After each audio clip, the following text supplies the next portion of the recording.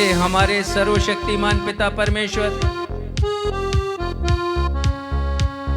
और हे हमारे उद्धारकर्ता प्रभु यीशु मसीह और हे शांतिदायक पवित्र आत्मा, आज की रविवार आराधना में आपकी उपस्थिति के लिए हम हृदय की गहराइयों से आपको धन्यवाद देते हैं। और पिता, हम आपकी प्रशंसा करते हैं, आपकी आराधना करते हैं, आपकी स्तुति करते हैं। आनंद से भरकर भजनकार ने जिन शब्दों के साथ आनंद के साथ आपकी आराधना की है, आपकी स्तुति की है, हम भी अपने स्वर को उनके स्वर के साथ मिलाते हैं और कहते हैं, हे यहोवा, मैं तुझे सराहूंगा क्योंकि तूने मुझे खींच कर निकाला है और मेरे शत्रुओं को मुझ पर आनंद करने नहीं दिया। हे यहोवा परमेश्वर, तूने मुझको जीवित रखा है और कब्र में पड़ने से बचाया है। इसलिए हे यहोवा के भक्तों, परमेश्वर का भजन गाओ और जिस पवित्र नाम से उसका स्मरण होता है उसका धन्यवाद करो। मेरी आत्मा तेरा भजन गाती रहे और मेरी आत्मा कभी चुप न हो। हे मेरे परमेश्वर यहोवा, मैं सर्वदा तेरा धन्यवाद करूंगा क्योंकि तूने मेरे लिए विलाप को नृत्य में बदल डाला और मेरा टाट उतरवा कर मेरे कमर में आनंद का पटुका बांधा है। जी हाँ प्यारे भाइयों और बहनों, हम भी परमेश्वर पिता की स्तुति में, उनकी महिमा में एक गीत गाएं और कहें कि यीशु मसीह तेरे बिना इस जिंदगी में है ना कोई खुशी। परमेश्वर के बिना हमारे जीवन में कोई आनंद नहीं है। आइए गीतों के माध्यम से हम अपने आनंद को व्यक्त करें। ऐ मसीह तेरे बिना जिंदगी में है न कोई खुशी। यीशु मसीह तेरे बिना जिंदगी में है न कोई खुशी। तू आ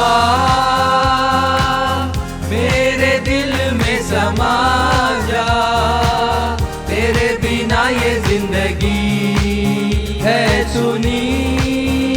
तू आ मेरे दिल में समा जा, तेरे बिना ये जिंदगी है सुनी। ऐ मसीह तेरे बिना जिंदगी में है न कोई खुशी। यीशु मसीह तेरे बिना जिंदगी में है न कोई खुशी।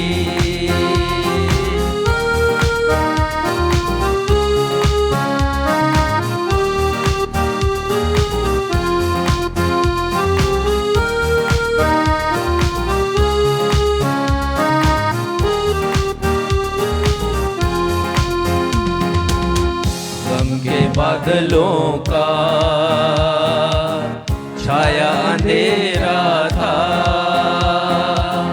तूने आकर मुझे जीवन दीप दिया।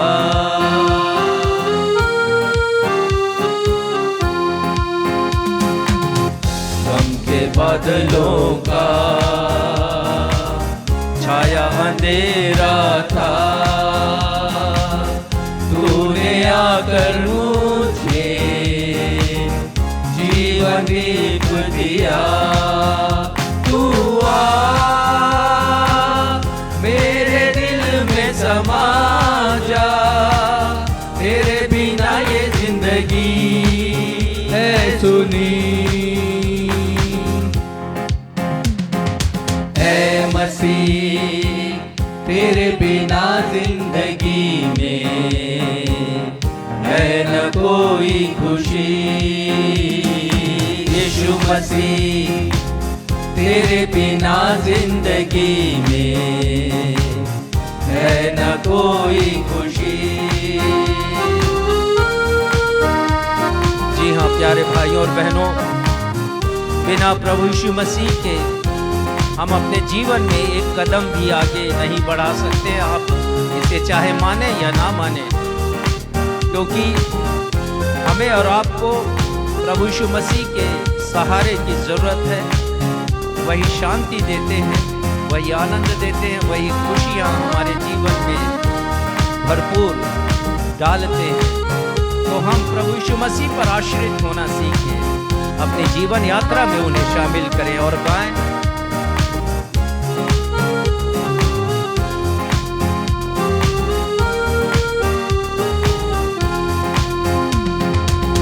जीवन की राहों पर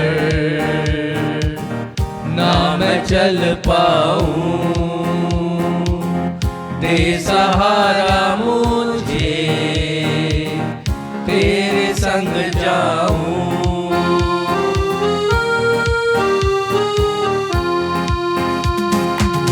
जीवन की राहों पर ना मैं चल पाऊं, दे सहारा मुझे, तेरे संग जाऊं। तू आ मेरे दिल में समा जा, तेरे बिना ये जिंदगी है सुनी। तू आ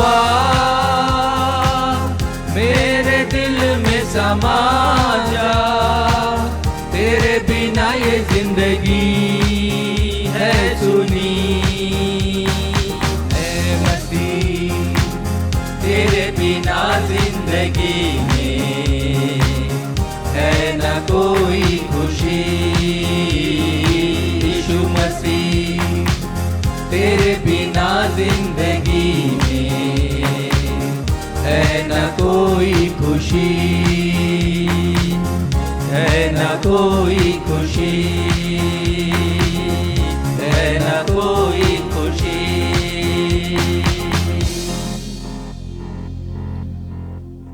नवजीवन इवेंजलिकल चर्च की 324वीं 324th ऑन एवं ऑफलाइन रविवारीय आराधना में मैं क्षितिज मसीह आप समस्त प्रभु भक्तों का अपने उद्धारकर्ता प्रभु यीशु मसीह के अतुलनीय नाम में स्वागत करता हूं एवं आप सबों को जय यीशु, यीशु सहाय, शालोम, जय मसीह की और प्रेज द लॉर्ड कहता हूं। Praise the Lord.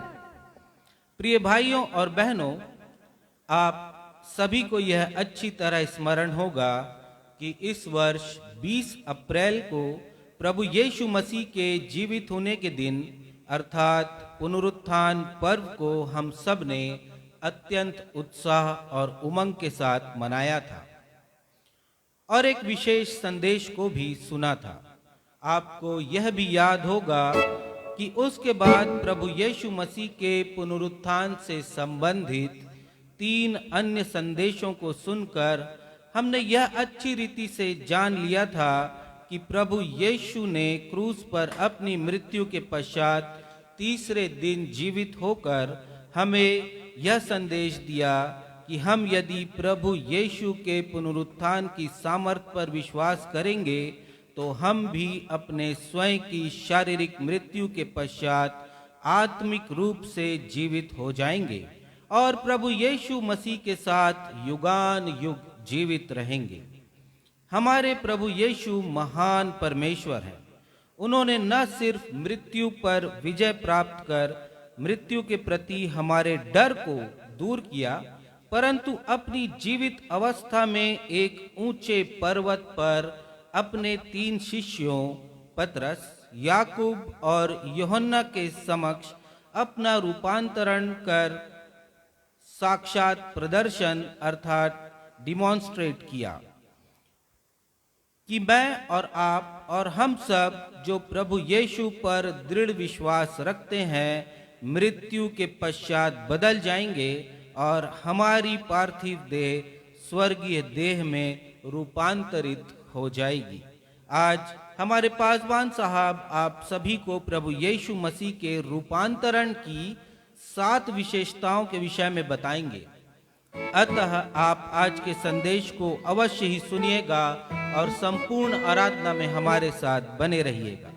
आइए इस समय हम आज के संदेश से ताल्लुक रखता हुआ ये गीत गाएं। ये गीत के शब्द हैं, यीशु मसीह भरोसा मेरा, तू ही सहारा मेरा।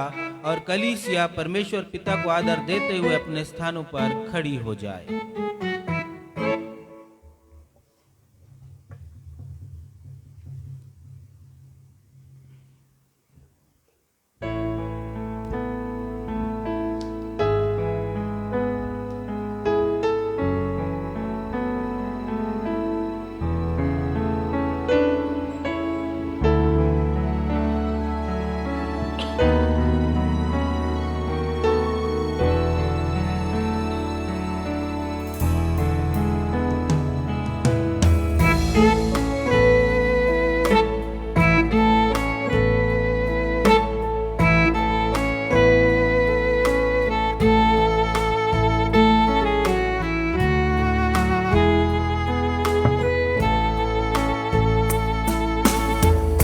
यीशु मसीह भरोसा मेरा, तू ही सहारा है मेरा।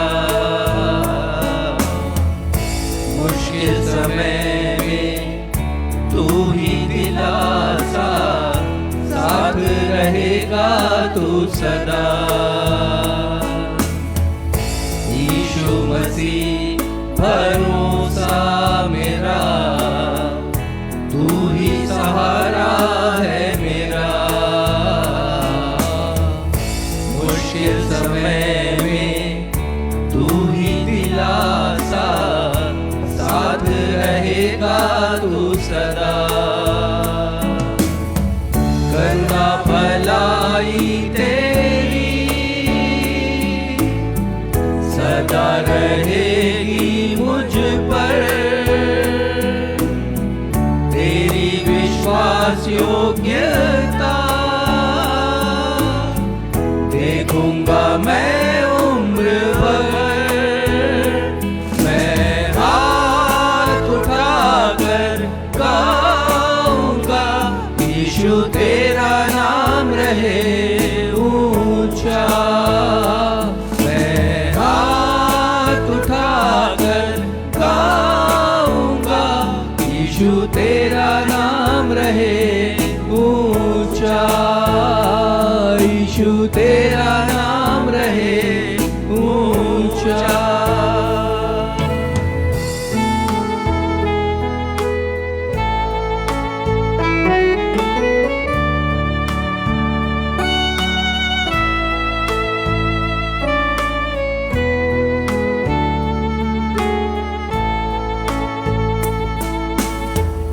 मौत से है बचाया तूने, जीवन नया है दे दिया।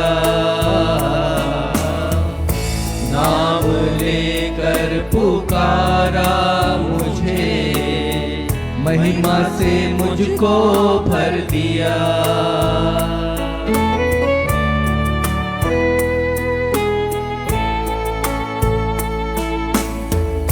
मौत से है बचाया मुझे, जीवन नया है दे दिया। नाम लेकर पुकारा मुझे, महिमा से मुझको भर दिया। करुणा भलाई तेरी सदा रहेगी मुझ पर, तेरी विश्वास योग्यता देखूंगा मैं उम्र भर। मैं हाथ उठाकर गाऊंगा, यीशु तेरा नाम रहे ऊंचा। उठाकर गाऊंगा, यीशु तेरा नाम रहे ऊंचा। यीशु तेरा नाम रहे ऊंचा।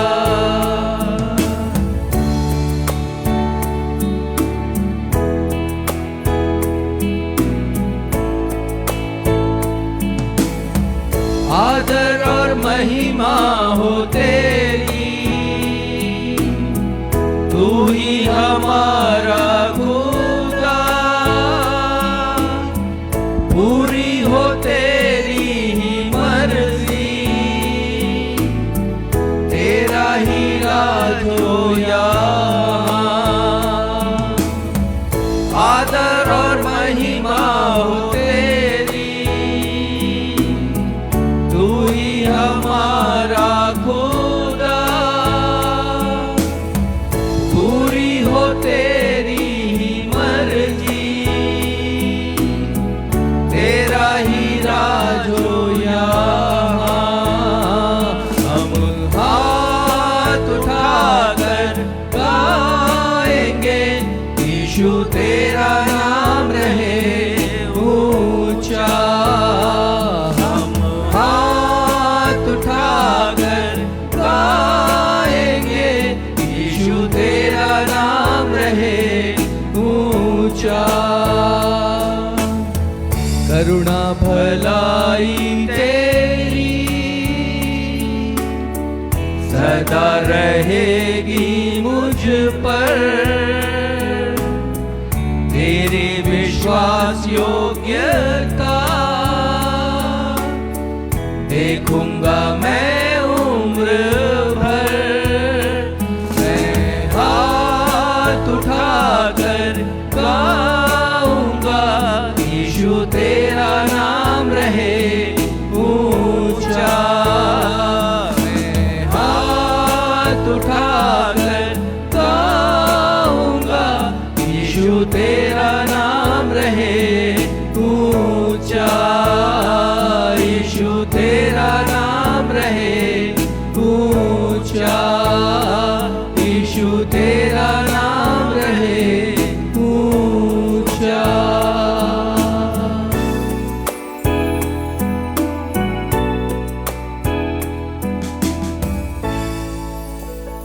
हम अपने स्थानों पर इसी रीति से आदरपूर्वक खड़े रहते हुए आज की आराधना में लिए गए उत्तरवादी पाठ के रूप में निकाल लेंगे भजन संहिता की पुस्तक अध्याय 30 पद 1 से 12।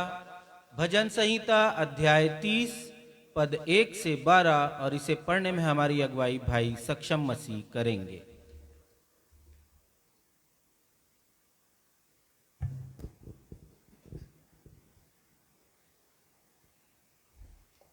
आइए हम सब मिलकर के धर्मशास्त्र से निकालने भजन संहिता अध्याय 30 पद संख्या 1 से 12 तक, यानी कि इस पूरे अध्याय को जैसा कि हमारा दस्तूर रहा है उत्तरवादी की रीति से पढ़ लेंगे और अंत में हम सब मिलकर के 12वें पद को साथ में पढ़ लेंगे। भजन संहिता अध्याय 30।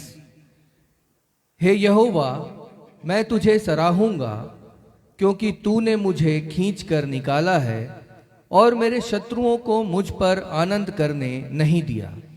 हे मेरे परमेश्वर यहोवा, मैंने तेरी दुहाई दी और तूने मुझे चंगा किया है।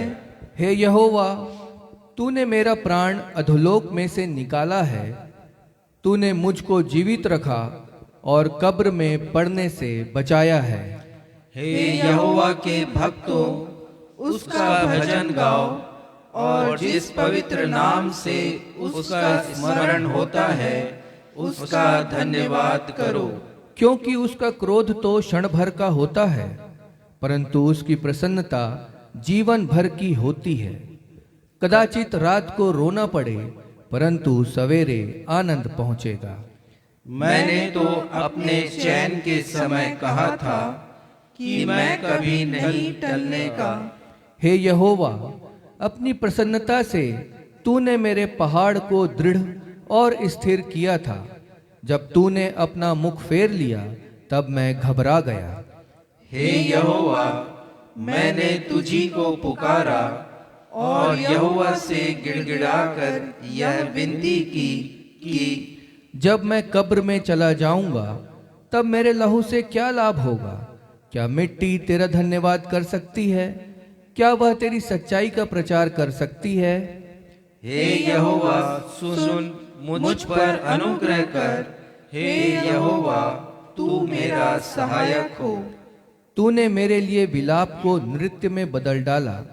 तूने मेरा टाट उतरवा कर मेरी कमर में आनंद का पटुका बांधा है, ताकि मेरी आत्मा तेरा भजन गाती रहे और कभी चुप ना हो।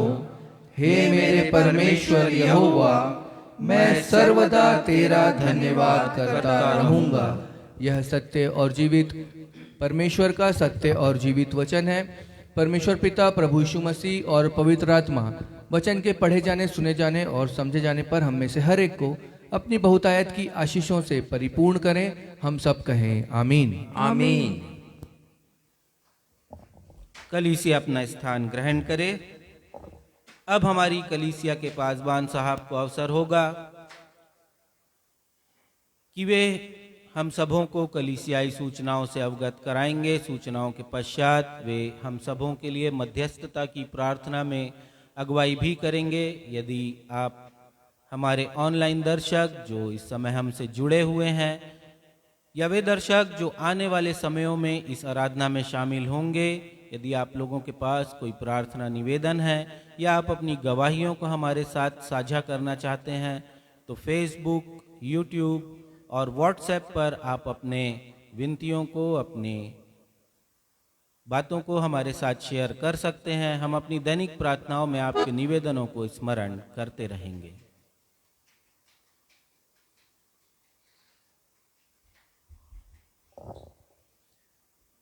नवजीवन इवेंजलिकल चर्च की 324वीं ऑन एवं ऑफलाइन आराधना में मैं पास्टर राजेश मसीह आप सभी प्रभु भक्तों का जो इस समय कलीसिया भवन में उपस्थित हैं या फेसबुक पर इसी समय ऑनलाइन उपस्थित हैं अथवा यूट्यूब, व्हाट्सएप, मैसेंजर या फेसबुक के ग्रुप्स में वीडियो को देखकर हमारी आज की रविवारी आराधना में सम्मिलित होंगे, आप सभी प्रभु भक्तों का मैं स्वागत करता हूं और आप सभी को मैं प्रेज द लॉर्ड कहता हूं। Praise the Lord.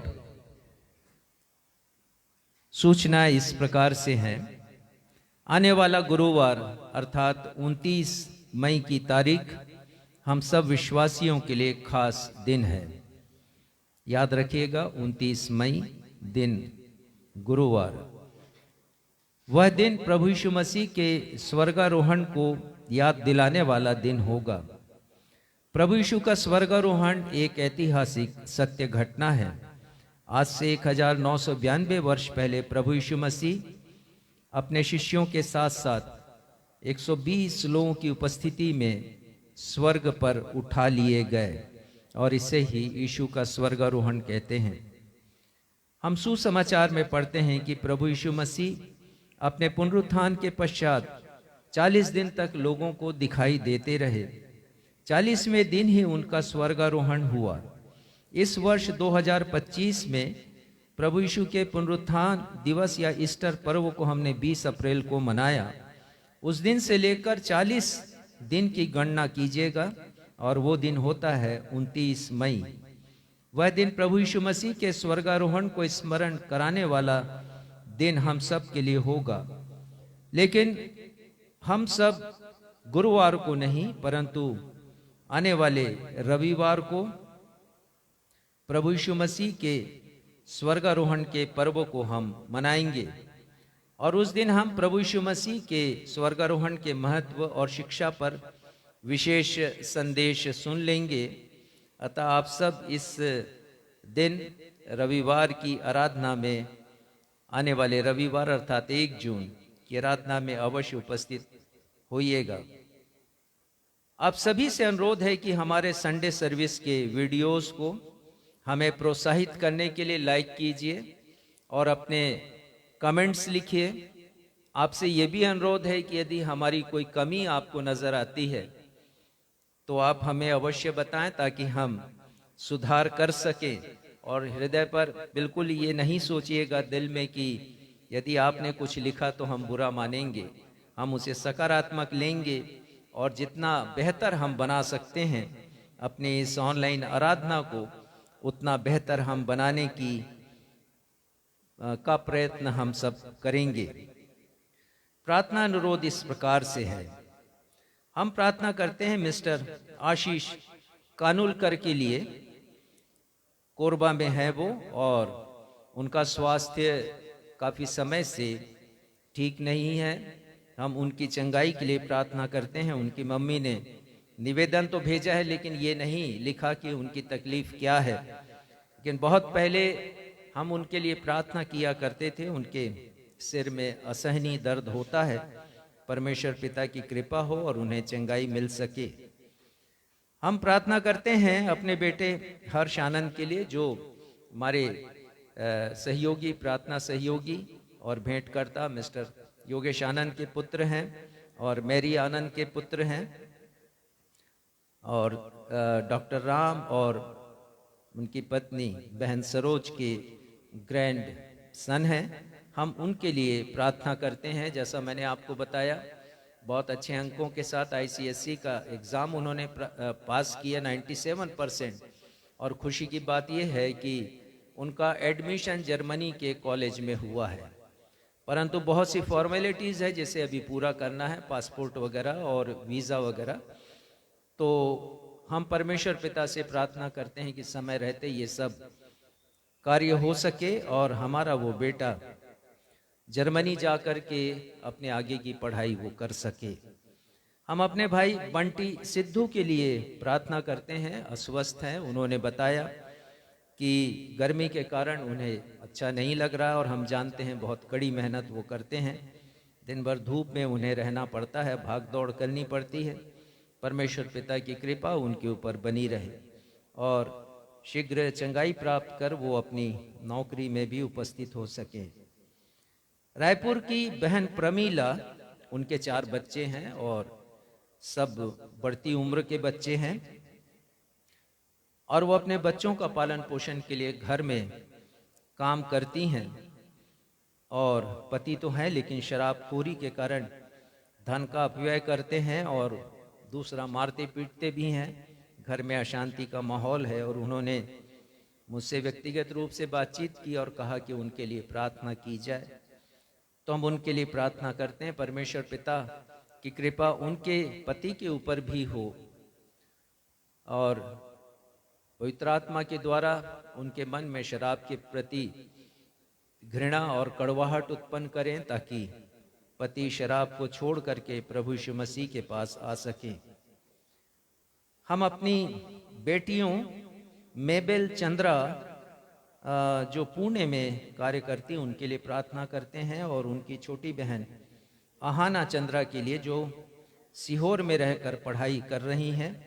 हम इन दोनों बेटियों के लिए भी प्रार्थना करते हैं कि इन दोनों बेटियों पर प्रभु की कृपा बनी रहे। प्रभु यीशु मसीह को अपने जीवन का मुक्तिदाता मानकर उन्हीं के नक्शे कदम पर चलें, उनकी आज्ञाओं का पालन करें। आप सभी के सहयोग से हमने 22 मई को एक कुष्ठ पीड़ित महिला, जिनका नाम कोसाबाई है, उनका अंतिम संस्कार किया है। उनकी मृत्यु हो गई, और जैसा हमने पहले भी आपको बतलाया कि जो कुष्ठ पीड़ित लोग होते हैं, परिवार के लोग उनका अंतिम संस्कार भी करने के लिए नहीं आते। लोगों के मन में इस बीमारी के प्रति इतना तिरस्कार है, और वो बहिष्कृत करते हैं अपने परिवार के ही लोगों को।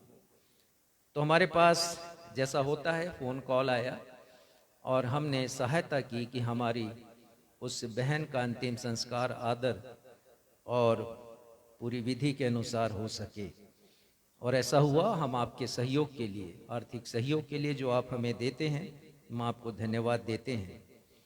आप सभी के सहयोग से हमने 2 कुष्ठ पीड़ित महिला, जमुना, बहन जमुनाबाई को और बहन सुशीला को, हमने लेप्रोसी मिशन हॉस्पिटल चांपा में भेजा, ताकि वो अपना इलाज करा सके और उनकी बीमारी भी दूर हो सके, उन्हें राहत मिले। तो हम धन्यवाद देते हैं। दोनों ने अपना इलाज कराया, सकुशल वापस लौटी हैं, और उन्होंने बताया कि वे अभी अच्छी हैं, स्वस्थ हैं। हम धन्यवाद देते हैं टीएलएम हॉस्पिटल की सुपरिंटेंडेंट डॉक्टर रूबी मार्शल को, और उनके सहयोग के द्वारा ही ये सब संभव हो पाता है। परमेश्वर पिता की कृपा उनके ऊपर, पूरे अस्पताल के ऊपर, उनके स्टाफ के ऊपर बनी रहे और परमेश्वर पिता उनकी हर एक जरूरतों को पूरा करे। धन्यवाद के विषय इस प्रकार से हैं। परमेश्वर पिता को धन्यवाद देते हैं कि मिस्टर योगेश आनंद ने 21 मई को अपने जीवन के 53वें वर्षगांठ को हम सभी के साथ मनाया है। हमारा भी परिवार उनके बर्थडे में शामिल हुआ रायपुर जाकर, और हमने वहाँ पर आत्मिक सभा की और देखा हमने परमेश्वर का वचन ऐसे अवसरों पर हमसे क्या बातचीत करता है। हमने गीतों को गाया, हमने प्रार्थनाओं को किया है, और एक बहुत अच्छा माहौल बना वहाँ। आनंद का माहौल, जैसा उनका नाम है वैसा वहाँ का माहौल बन सका। परमेश्वर की उपस्थिति हुई। परमेश्वर पिता को हम उनके जीवन के लिए धन्यवाद देते हैं, और परमेश्वर के प्रति जो उनका समर्पण है उसके लिए भी हम धन्यवाद देते हैं। हमारे एक और प्रार्थना सहयोगी एवं भेंटकर्ता मिस्टर संजय डैनियल, जो इंदौर में रहते हैं, उन्होंने भी अपने विवाह की 35वीं वर्षगांठ मनाई है। हम उनके लिए, उनकी पत्नी रजनी के लिए हम प्रार्थना करते हैं। उनका वैवाहिक जीवन आगे भी सफल हो, जैसा परमेश्वर पिता ने बहुत आशीषें दी हैं इनके परिवार को, तो आगे भी दें और इन दोनों को स्वस्थ रखें और इनके द्वारा प्रभु के नाम की महिमा हो सके। साथ ही साथ हम उनके दोनों बेटियों सैमुएल और इमैनुएल के लिए प्रार्थना करते हैं। ये दोनों बेटे अमेरिका में हैं और एक बेटा अध्ययन कर रहा है, दूसरा जॉब भी करता है। तो परमेश्वर पिता की कृपा उनके ऊपर लगातार बनी रहे। तो आइए इन सारे विषयों को हम अपने उद्धारकर्ता प्रभु यीशु मसीह के उत्तम महिमामयी सर्वश्रेष्ठ नाम में परमेश्वर पिता के सिंहासन के समक्ष रखें। हमारे पिता, ये सारे निवेदन जो हमने अभी पढ़े हैं और धन्यवाद के जितने विषय, सभी को आपके समक्ष अपने उद्धारकर्ता प्रभु यीशु मसीह के नाम में रखते हैं। प्रार्थना करते हैं पिता कि आपकी कृपा सब पर हो, जैसी जिसकी आवश्यकता है वैसी बड़ी भरपूरी से दें। जो बीमार हैं उन्हें चंगाइयाँ प्रदान करें।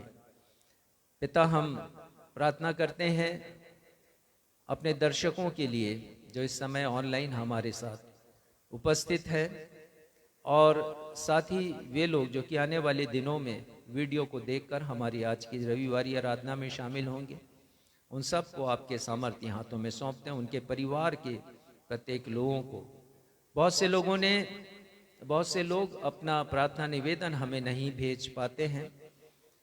आज जैसी भी जिसकी जरूरत है, आवश्यकता है, या जो बीमार हैं पिता, उन्हें आप चंगाई दें, जरूरतों को पूरा करें, विशेषकर आत्मिक जरूरतों को जो हमारे लिए बहुत आवश्यक है। कि जिस प्रकार से हम दूसरी अन्य बातों में बढ़ते जाते, वैसे ही आत्मिक बातों में भी बढ़ते जाए। संत पौलुस ने भी यही कहा कि हमें आत्मिक बातों में बढ़ना जैसे हम दूसरे अन्य बातों में बढ़ते जाते हैं। तो पिता, ये प्रगति हमारी हो सके, आत्मिक बातों की को हम अपने जीवन की दिनचर्या में शामिल करें और सीखें पिता। और सीखने के लिए आपने अपना पवित्र आत्मा हमें दिया है, हम उनका भरपूर उपयोग अपने व्यक्तिगत जीवन में कर सकें।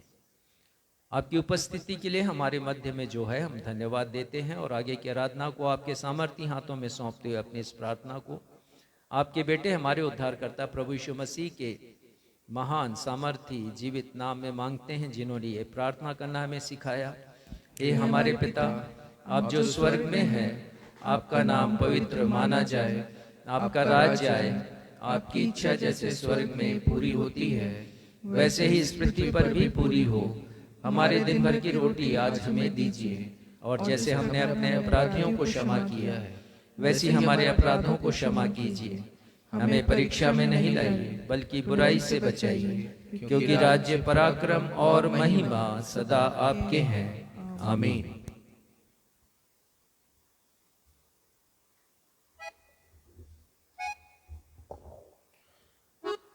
अब हम सभी के लिए अवसर होगा जब हम परमेश्वर पिता के द्वारा दी गई बेशुमार आत्मिक एवं भौतिक आशीषों को स्मरण करते हुए अपनी अपनी भेंटों तथा धन्यवादी भेंटों को अर्पित करेंगे। यदि हमारे ऑनलाइन दर्शक भी अपनी भेंटों को हमारी कलीसिया के द्वारा किए जा रहे सेवा के कार्य, कलीसिया भवन के फिनिशिंग कार्य या सुसमाचार की महिमा के लिए अर्पित करना चाहते हैं, तो वे हमारी कलीसिया के पासबान रेवरेंड राजेश मसीह से संपर्क कर सकते हैं। आइए इस समय जब हम अपनी भेंटों को अर्पित करेंगे, हम परमेश्वर पिता को महिमा देते हुए यह गीत गालेंगे। यीशु तेरी दया से मैं जीवन जीता हूँ, धन्यवाद धन्यवाद यीशु तेरा धन्यवाद।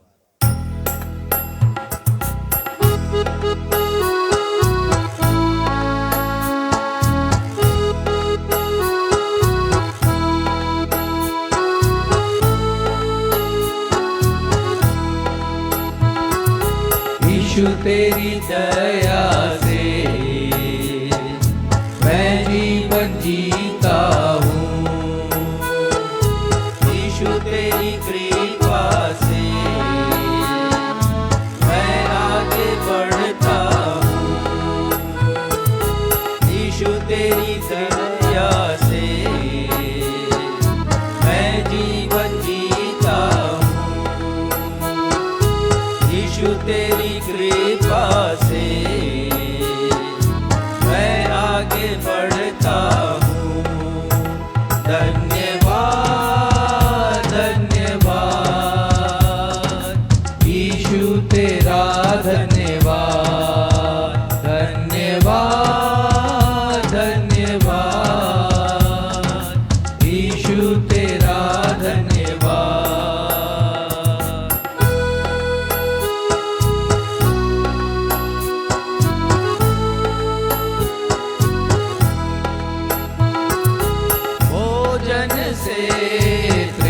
करता तन को मेरे कपड़ों से ढकता, मेरे सारे दुख दर्द को आनंद में बदल देता।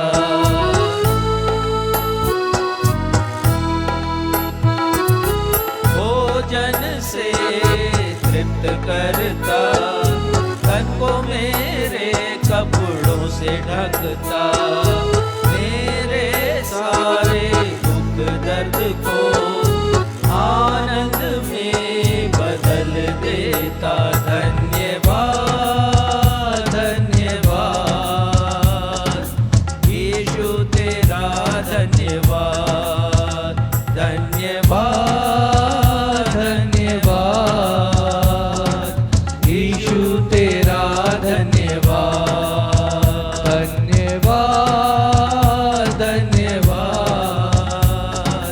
यीशु तेरा धन्यवाद, यीशु तेरा धन्यवाद, यीशु तेरा धन्यवाद।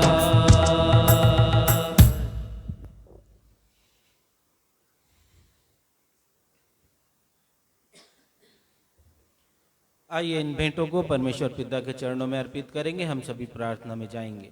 जीवित महान अनुग्रहकारी पिता परमेश्वर, आराधना के इस समय एक बार फिर से आपके चरणों में आते हैं प्रेम पिता, और धन्यवाद देते हैं कि ये सुनहरा समय हमारे जीवन में आया प्रेम पिता, कि हम अपनी भेंटों एवं धन्यवादी भेंटों को देने के द्वारा आपके नाम को महिमा दे सकते हैं प्रेम पिता।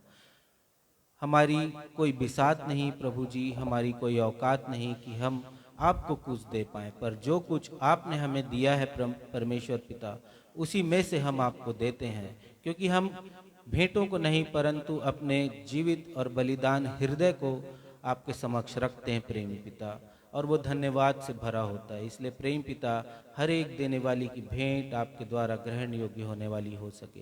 हम धन्यवाद देते हैं प्रेम पिता, जिन्होंने आपके जीवन में, अपने जीवन में आपके हाथ को महसूस किया है, अपनी चंगाइयों के द्वारा या कुछ उपलब्धियों के द्वारा, और अपनी धन्यवादी भेंटों को आपके समक्ष रखे हैं।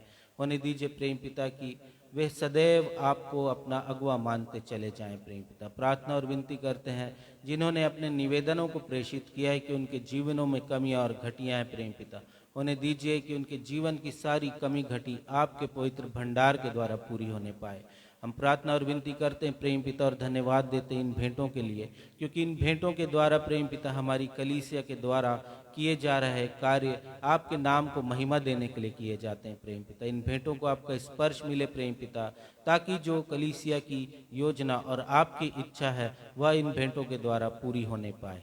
शेष आराधना में आपकी अगुवाई चाहते हैं प्रेम पिता, हमारे मध्य अपनी उपस्थिति बनाए रखिए। इस छोटी सी विनती को अपने उद्धारकर्ता प्रभु यीशु के नाम से मांग लेते हैं, आमीन। आमीन। पवित्र शास्त्र बाइबल से पाठों के पठन का समय होगा। पहला पाठ जो पुराने नियम से लिया गया है, निर्गमन की पुस्तक अध्याय 34 पद 29 से 35। निर्गमन 34 पद 29 से 35। इसे पढ़ने में अगुवाई बहन आकांक्षा मसीह करेंगी। नए नियम से जो लिया गया पाठ है, आज का दूसरा पाठ वह है कुरंथियों की पत्री, दूसरा कुरंथियों अध्याय 3 पद 17 और 18। दूसरा कुरंथियों अध्याय 3 पद 17 और 18, और इसे पढ़ने में अगुवाई श्रीमती बीना मसीह करेंगी। आप सबों को जय मसीह की। जय मसीह की। मैं आप लोगों के सामने पुराने नियम से पढ़ लूंगी। निर्गमन अध्याय 34 पद 29 से 35। जब मूसा साक्षी की दोनों तख्तियां हाथ में लिए हुए सीने पर्वत से उतर रहा था, तब यहोवा के साथ बातें करने के कारण उसके चेहरे से किरणें निकल रही थी, परंतु वह यह नहीं जानता था कि उसके चेहरे से किरणें निकल रही है।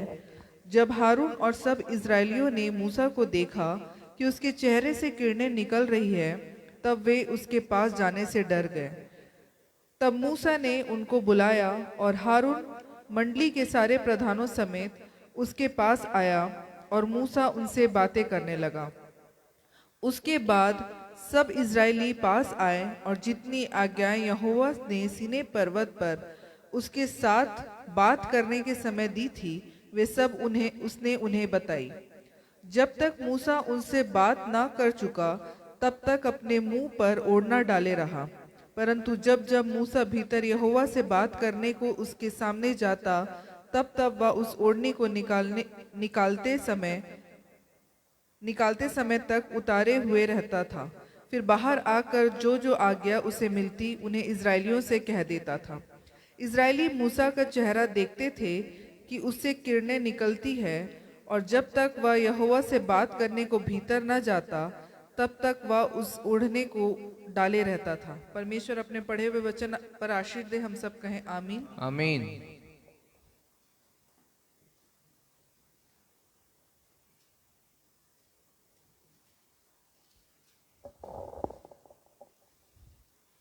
प्रभु यीशु मसीह के मधुर नाम में आप सबों को जय मसीह की। जय मसीह की।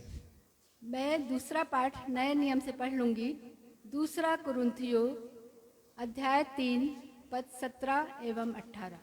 यहाँ पर इस प्रकार लिखा है, क्योंकि हमारा पल भर का हल्का सा क्लेश हमारे लिए बहुत ही महत्वपूर्ण और अनंत महिमा उत्पन्न करता जाता है। और हम तो देखी हुई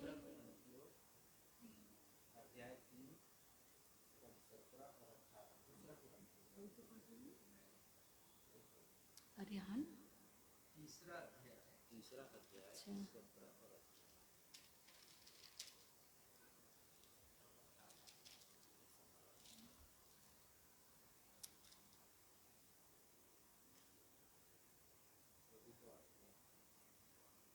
माफ कीजिएगा, मैं पढ़ लूंगी। दूसरा कुरिन्थियों अध्याय 3 पद 17 एवं 18। यहाँ पर इस प्रकार लिखा है, प्रभु तो आत्मा है, और जहाँ कहीं प्रभु का आत्मा है वहाँ स्वतंत्रता है।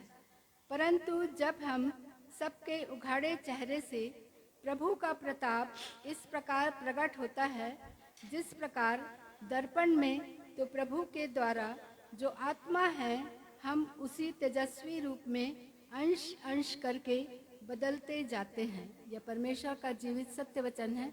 परमेश्वर इसके पढ़े एवं सुने जाने पर हम सबों को आशीष प्रदान करें। हम सब कहें आमीन। आमीन।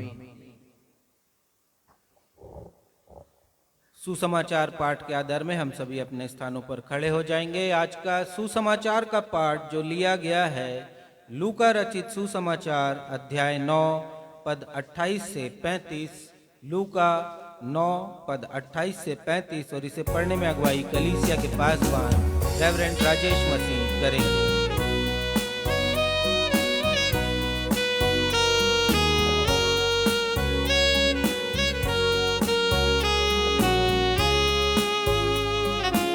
आज का सुसमाचार का पाठ लूका रचित सुसमाचार उसका 9वां अध्याय पद संख्या 28 से लेके पद संख्या 36 तक। और यहाँ इस प्रकार लिखा है, इन बातों के कोई 8 दिन बाद यीशु पतरस, यूहन्ना और याकूब को साथ लेकर प्रार्थना करने के लिए पहाड़ पर गया। जब यीशु प्रार्थना कर ही रहा था तो उसके चेहरे का रूप बदल गया और उसका वस्त्र श्वेत होकर चमकने लगा। और देखो, मूसा और एलिय्याह, ये 2 पुरुष यीशु के साथ बातें कर रहे थे।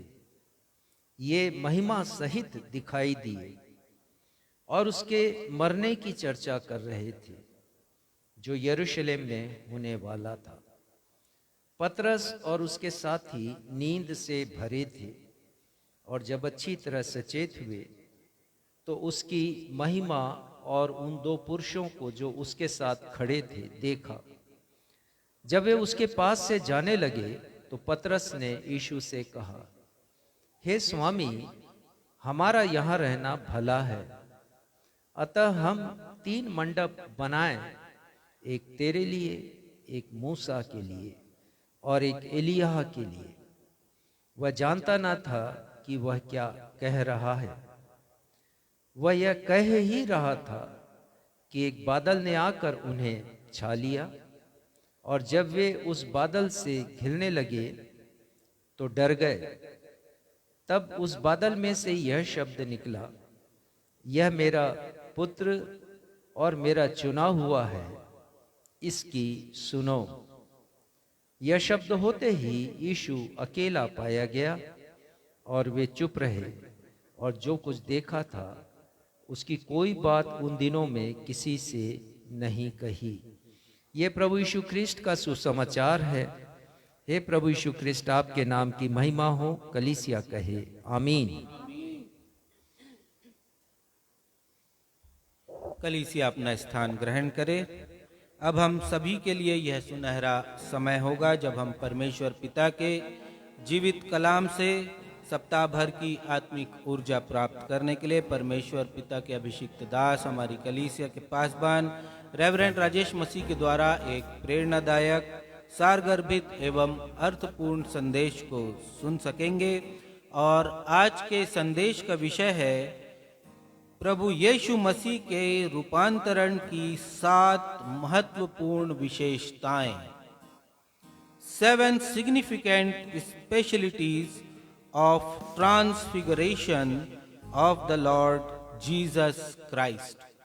परंतु इससे पहले कि आज के संदेश का बीज हमारे हृदय पर बोया जाए, अपने हृदयों की तैयारी के लिए हम मिलकर संदेश से ताल्लुक रखता हुआ यह गीत गाएं।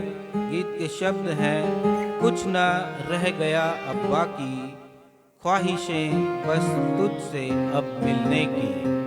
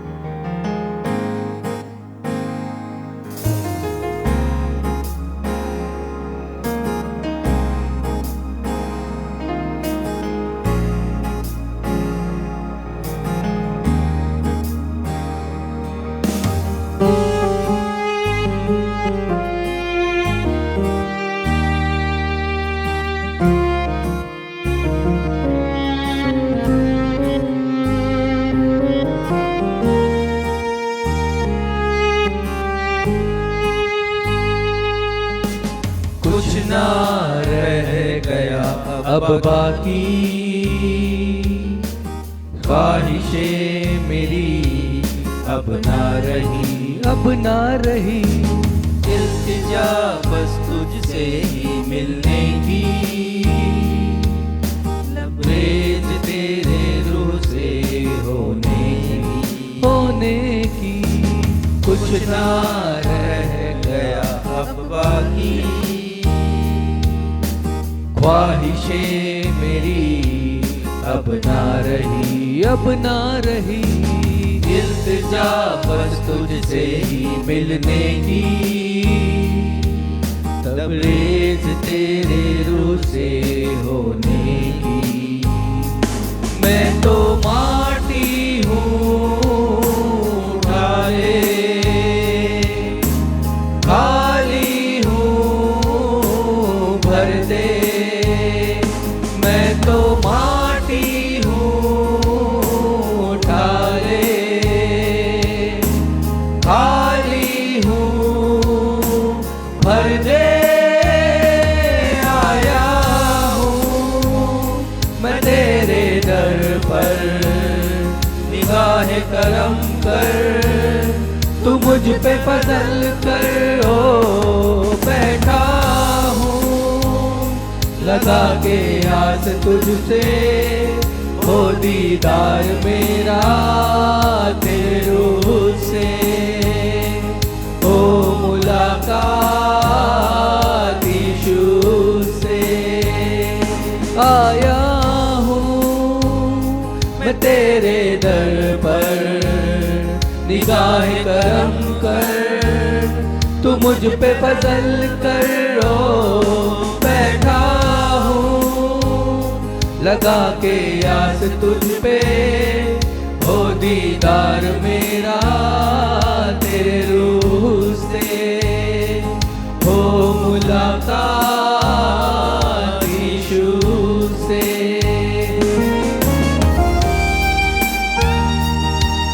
ये गीत आज के हमारे संदेश पर आधारित है। बहुत अच्छे शब्द हैं। जी हाँ भाई और बहनों, हमारे भी दिल की ख्वाहिश ये है कि हम यीशु से मिल जाए, प्रभु यीशु मसीह के रूह से हमारी रूह मिल जाए। और ये तब होगा जब एक दिन मेरा और आपका रूपांतरण होगा, हमारा ट्रांसफिगरेशन होगा और हम यीशु से मिलेंगे।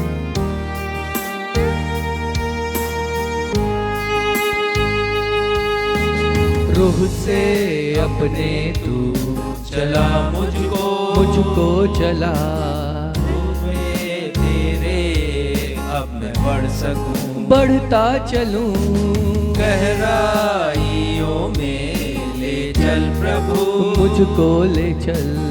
रूम तेरे रूह से मैं ना रहूं, अब ना रहूं। रूह से अपने चला मुझको चला। में तेरे अब मैं बढ़ सकूं, बढ़ता चलूं। गहराइयों में ले चल प्रभु, मुझको ले चल। महरूम तेरे रूह से मैं ना रहूं, मैं ना रहूं। मैं तो माटी हूँ उठा ले, खाली भर दे। मैं तो माटी हूँ उठा ले, खाली हूँ भर दे। आया हूँ मैं तेरे दर पर, निगाह करम कर, तू मुझ पे फजल कर। ओ बैठा लगा के आस तुझ पे, ओ दीदार मेरा तेरे रूह से, ओ मुलाकात यीशु से, ओ मुलाकात यीशु से, ओ मुलाकात यीशु से।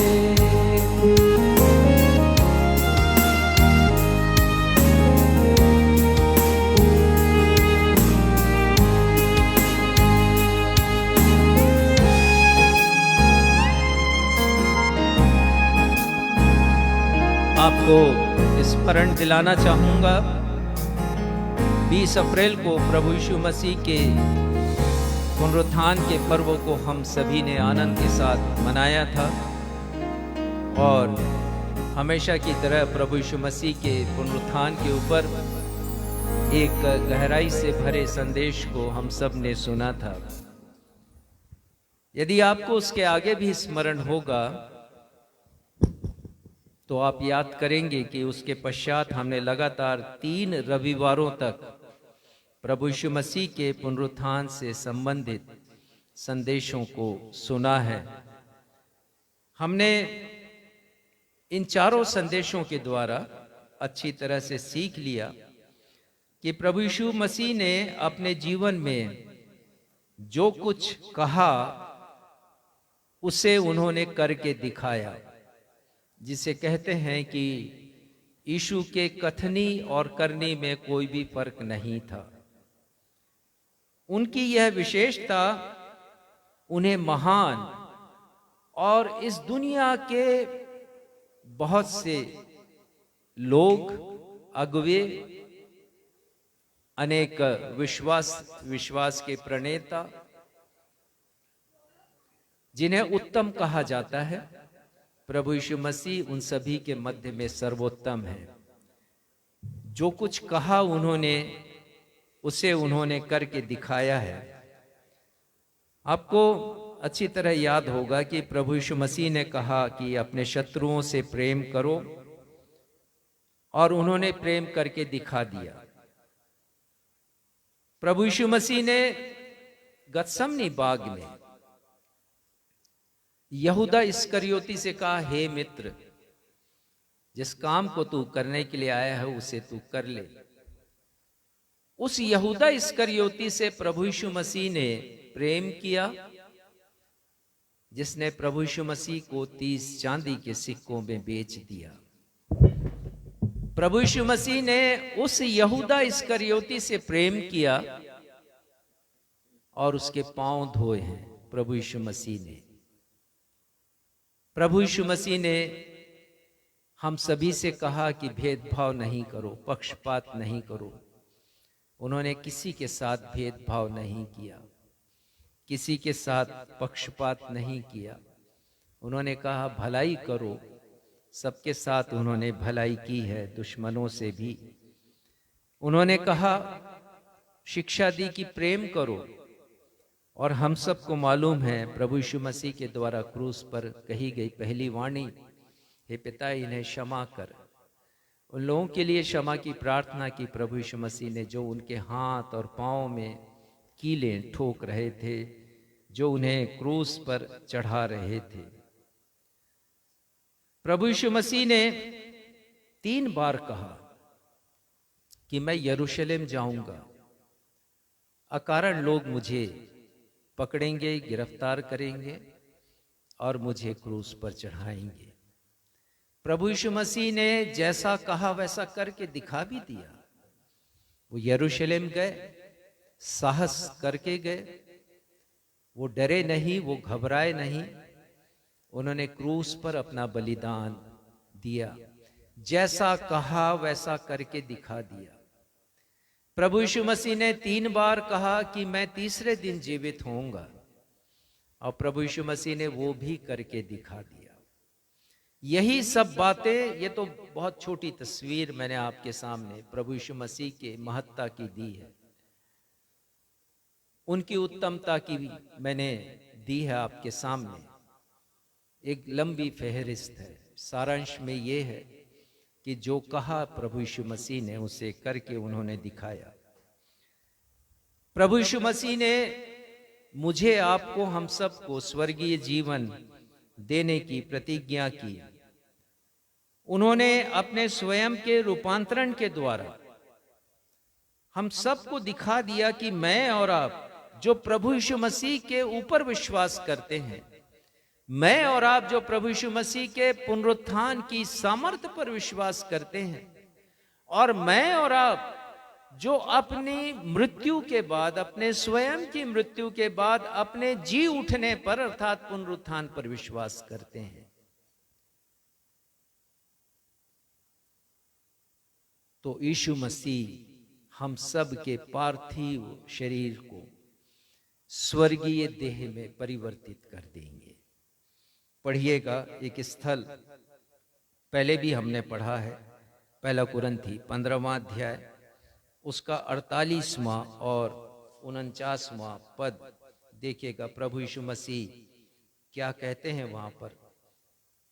पहला कुरिन्थियों उसका 48वां और 49वां पद। जैसा वह मिट्टी का था वैसे ही वह भी जो मिट्टी के हैं, और जैसा वह स्वर्गीय है वैसे ही वे भी हाँ, जो देखिए स्वर्गीय यहाँ पर संत पौलुस समझा रहे हैं, जैसा वह मिट्टी का था अर्थात आदम, जैसे हम मिट्टी के हैं। तो आगे लिखा है वैसे ही वे भी हैं जो मिट्टी के हैं, और आगे लिखा है जैसा वह स्वर्गीय है वैसे और भी हैं जो स्वर्गीय है। तो प्रभु यीशु मसीह स्वर्गीय है, स्वर्ग से उतर करके आए। आदम जिसका शरीर मिट्टी से था और हमने उस मिट्टी के शरीर को प्राप्त किया, प्रभु यीशु मसीह उस मिट्टी के शरीर को अर्थात पार्थिव देह को स्वर्गीय रूप में बदल देंगे। यदि हमारा यकीन है प्रभु यीशु मसीह के ऊपर, हमारा यकीन अपने स्वयं के पुनरुत्थान पर है, तो प्रभु यीशु मसीह के पास वो सामर्थ्य है। आगे पढ़िएगा 49 49वां पद। और जैसे हमने उसका रूप धारण किया जो मिट्टी का था, वैसा ही उस स्वर्गीय का रूप भी धारण करेंगे। हम सब धारण करेंगे स्वर्गीय रूप को, प्रभु यीशु मसीह के रूप को। और इसी बात का प्रगटीकरण प्रभु यीशु मसीह ने किया। प्रभु यीशु मसीह ने डिमॉन्स्ट्रेट करके दिखा दिया। जैसे प्रभु यीशु मसीह ने प्रदर्शन किया कि तीसरे दिन जैसे वो जी उठे, हम भी जी उठेंगे।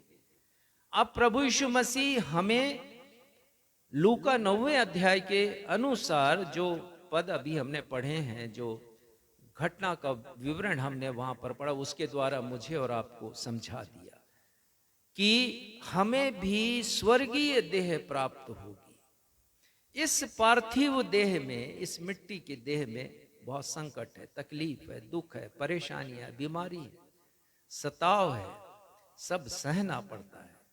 लेकिन यीशु ने हमारे लिए कितना अच्छा प्रबंध किया। पर यह कैसे होगा, कैसे संभव होगा? तो प्रभु यीशु मसीह जिन्होंने जैसा कहा वैसा करके दिखाया, तो प्रभु यीशु मसीह ने यह भी करके दिखा दिया कि कैसे हम बदल जाएंगे।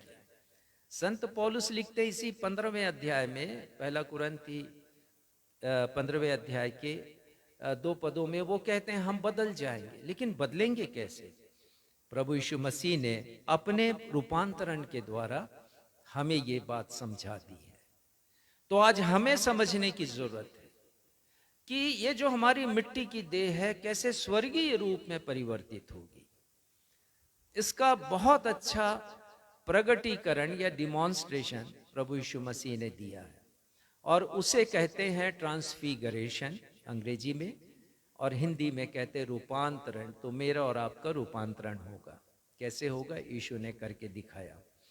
पर सबसे पहले मैं आपको ये बताऊंगा कि ये रूपांतरण है क्या, किसे कहते हैं ट्रांसफिगरेशन, और बहुत से लोग इसे ट्रांसफॉर्मेशन भी कहते हैं। तो उसमें फर्क क्या है? तो रूपांतरण बाइबल का एक बहुत महत्वपूर्ण विषय है, और आप समझ सकते हैं इतना महत्वपूर्ण है कि तीनों साइनॉप्टिकल गॉस्पल, साइनॉप्टिकल गॉस्पल एक थियोलॉजी की भाषा है जिसका मतलब होता है कि लगभग समान, एक रूपता सुसमाचारों में, और वो सुसमाचार हैं मत्ती, लूका और यूहन्ना। मत्ती, मरकुस और लूका, ये 3 सुसमाचार साइनॉप्टिकल गॉस्पल कहते हैं। इन तीनों में प्रभु यीशु मसीह के रूपांतरण का वर्णन है। तो ये बहुत महत्वपूर्ण विषय है। अब इस विषय के लिए जैसा मैंने बताया कि 2 शब्द हैं, ट्रांसफॉर्मेशन और ट्रांसफिगरेशन। ये भी मैं बताऊंगा। ट्रांसफॉर्मेशन ग्रीक भाषा के शब्द मेटामार्फू से निकला है, और ट्रांसफिगरेशन लैटिन भाषा के शब्द से निकला है। और ट्रांसफिगरेशन और ट्रांसफॉर्मेशन 2 शब्दों का संयुक्त शब्द है, मिलाकर ये बनाया गया है। ट्रांसफिगरेशन में ट्रांस का मतलब होता है बियॉन्ड, यानी हमारी कल्पना, हमारी सोच के बाहर, और दूसरा है फिगर, तो इसका मतलब होता है शेप। और कुल मिलाकर के इसका अर्थ ये है कि आकार में या रूप में कल्पना से परे परिवर्तन, एक ऐसा परिवर्तन होना जो हमारी सोच से और कल्पना से परे है, यानी बाहर है। हम कभी सोच नहीं सकते कि कैसी महिमामयी देह हमें प्राप्त होगी। आज उसी के ऊपर हम चर्चा करेंगे। तो ट्रांसफिगरेशन, ट्रांसफॉर्मेशन तो किसी से भी संबंधित हो सकता है, जैसे गिरगिट, कैमेलियन बोलते हैं उसको, और बोलते हैं गिरगिट अपना रंग बदल लेता है, जैसा वातावरण होता है वैसा वो रंग बदलता है। तो ये अन्य बातों के लिए है ट्रांसफॉर्मेशन, लेकिन जो ट्रांसफिगरेशन है वो केवल यीशु के लिए प्रयुक्त हुआ और वो हमारे लिए प्रयुक्त होगा हमारी मृत्यु के बाद। इसका मतलब होता है कायाकल्प हो जाना, इसका मतलब होता है रूप बदल जाना, इसका मतलब होता है कि हमारे चेहरे, मोहरे और मुखड़ा, ये जो कॉन्टिनेंस जिसे कहते हैं, उसमें आश्चर्यजनक परिवर्तन हो जाना है। और परिभाषा है इसकी, वो ये है कि चेहरे के रूप या काया, देह में, न सिर्फ चेहरा परंतु हमारे पूरे देह में, या बाह्य वेशभूषा में, जो वस्त्र हम पहनते हैं, संपूर्ण दृष्टिकोण से ऐसा परिवर्तन जो मनुष्य को आत्मिक सुंदरता की ऊंचाइयों तक ले जाए। तो हम अपनी सुंदरता को अभिव्यक्त करने के लिए संसार में अनेक उपाय करते हैं, जैसे कि हम ब्यूटी पार्लर जाते हैं, एक से एक वस्त्र हम खरीदते हैं, पहनते हैं ताकि हम सुंदर दिखें। परंतु आत्मिक सुंदरता हमें प्राप्त होगी रूपांतरण के द्वारा, और हमारी सुंदरता को वो ऊंचाइयों तक लेके जाएगी। और यही है हमारी कल्पना के बाहर। हम कभी सोच नहीं सकते हैं कि वो देह जो प्रभु यीशु मसीह हमें देंगे मृत्यु के पश्चात, वो कैसी अधिक महिमामयी देह होगी हम सब के लिए। इंग्लिश में इसकी परिभाषा बताना चाहूंगा, a complete change of form, अर्थात रूप, फॉर्म यानी रूप, एंड अपीयरेंस, अपीयरेंस का मतलब बाह्य वेशभूषा, अर्थात न सिर्फ देह में परिवर्तन होना, देह का बदल जाना, परंतु हमारी बाह्य वेशभूषा में भी परिवर्तन हो जाना, into a more spiritual and beautiful state. आत्मिक सुंदरता की ऊंचाइयों तक ये रूपांतरण मुझे और आपको लेकर जाएगा। प्रभु यीशु मसीह ने ऐसे ही रूपांतरण का प्रदर्शन किया है और हमें बता दिया प्रभु यीशु मसीह ने कि हम भी ऐसे ही बदल जाएंगे।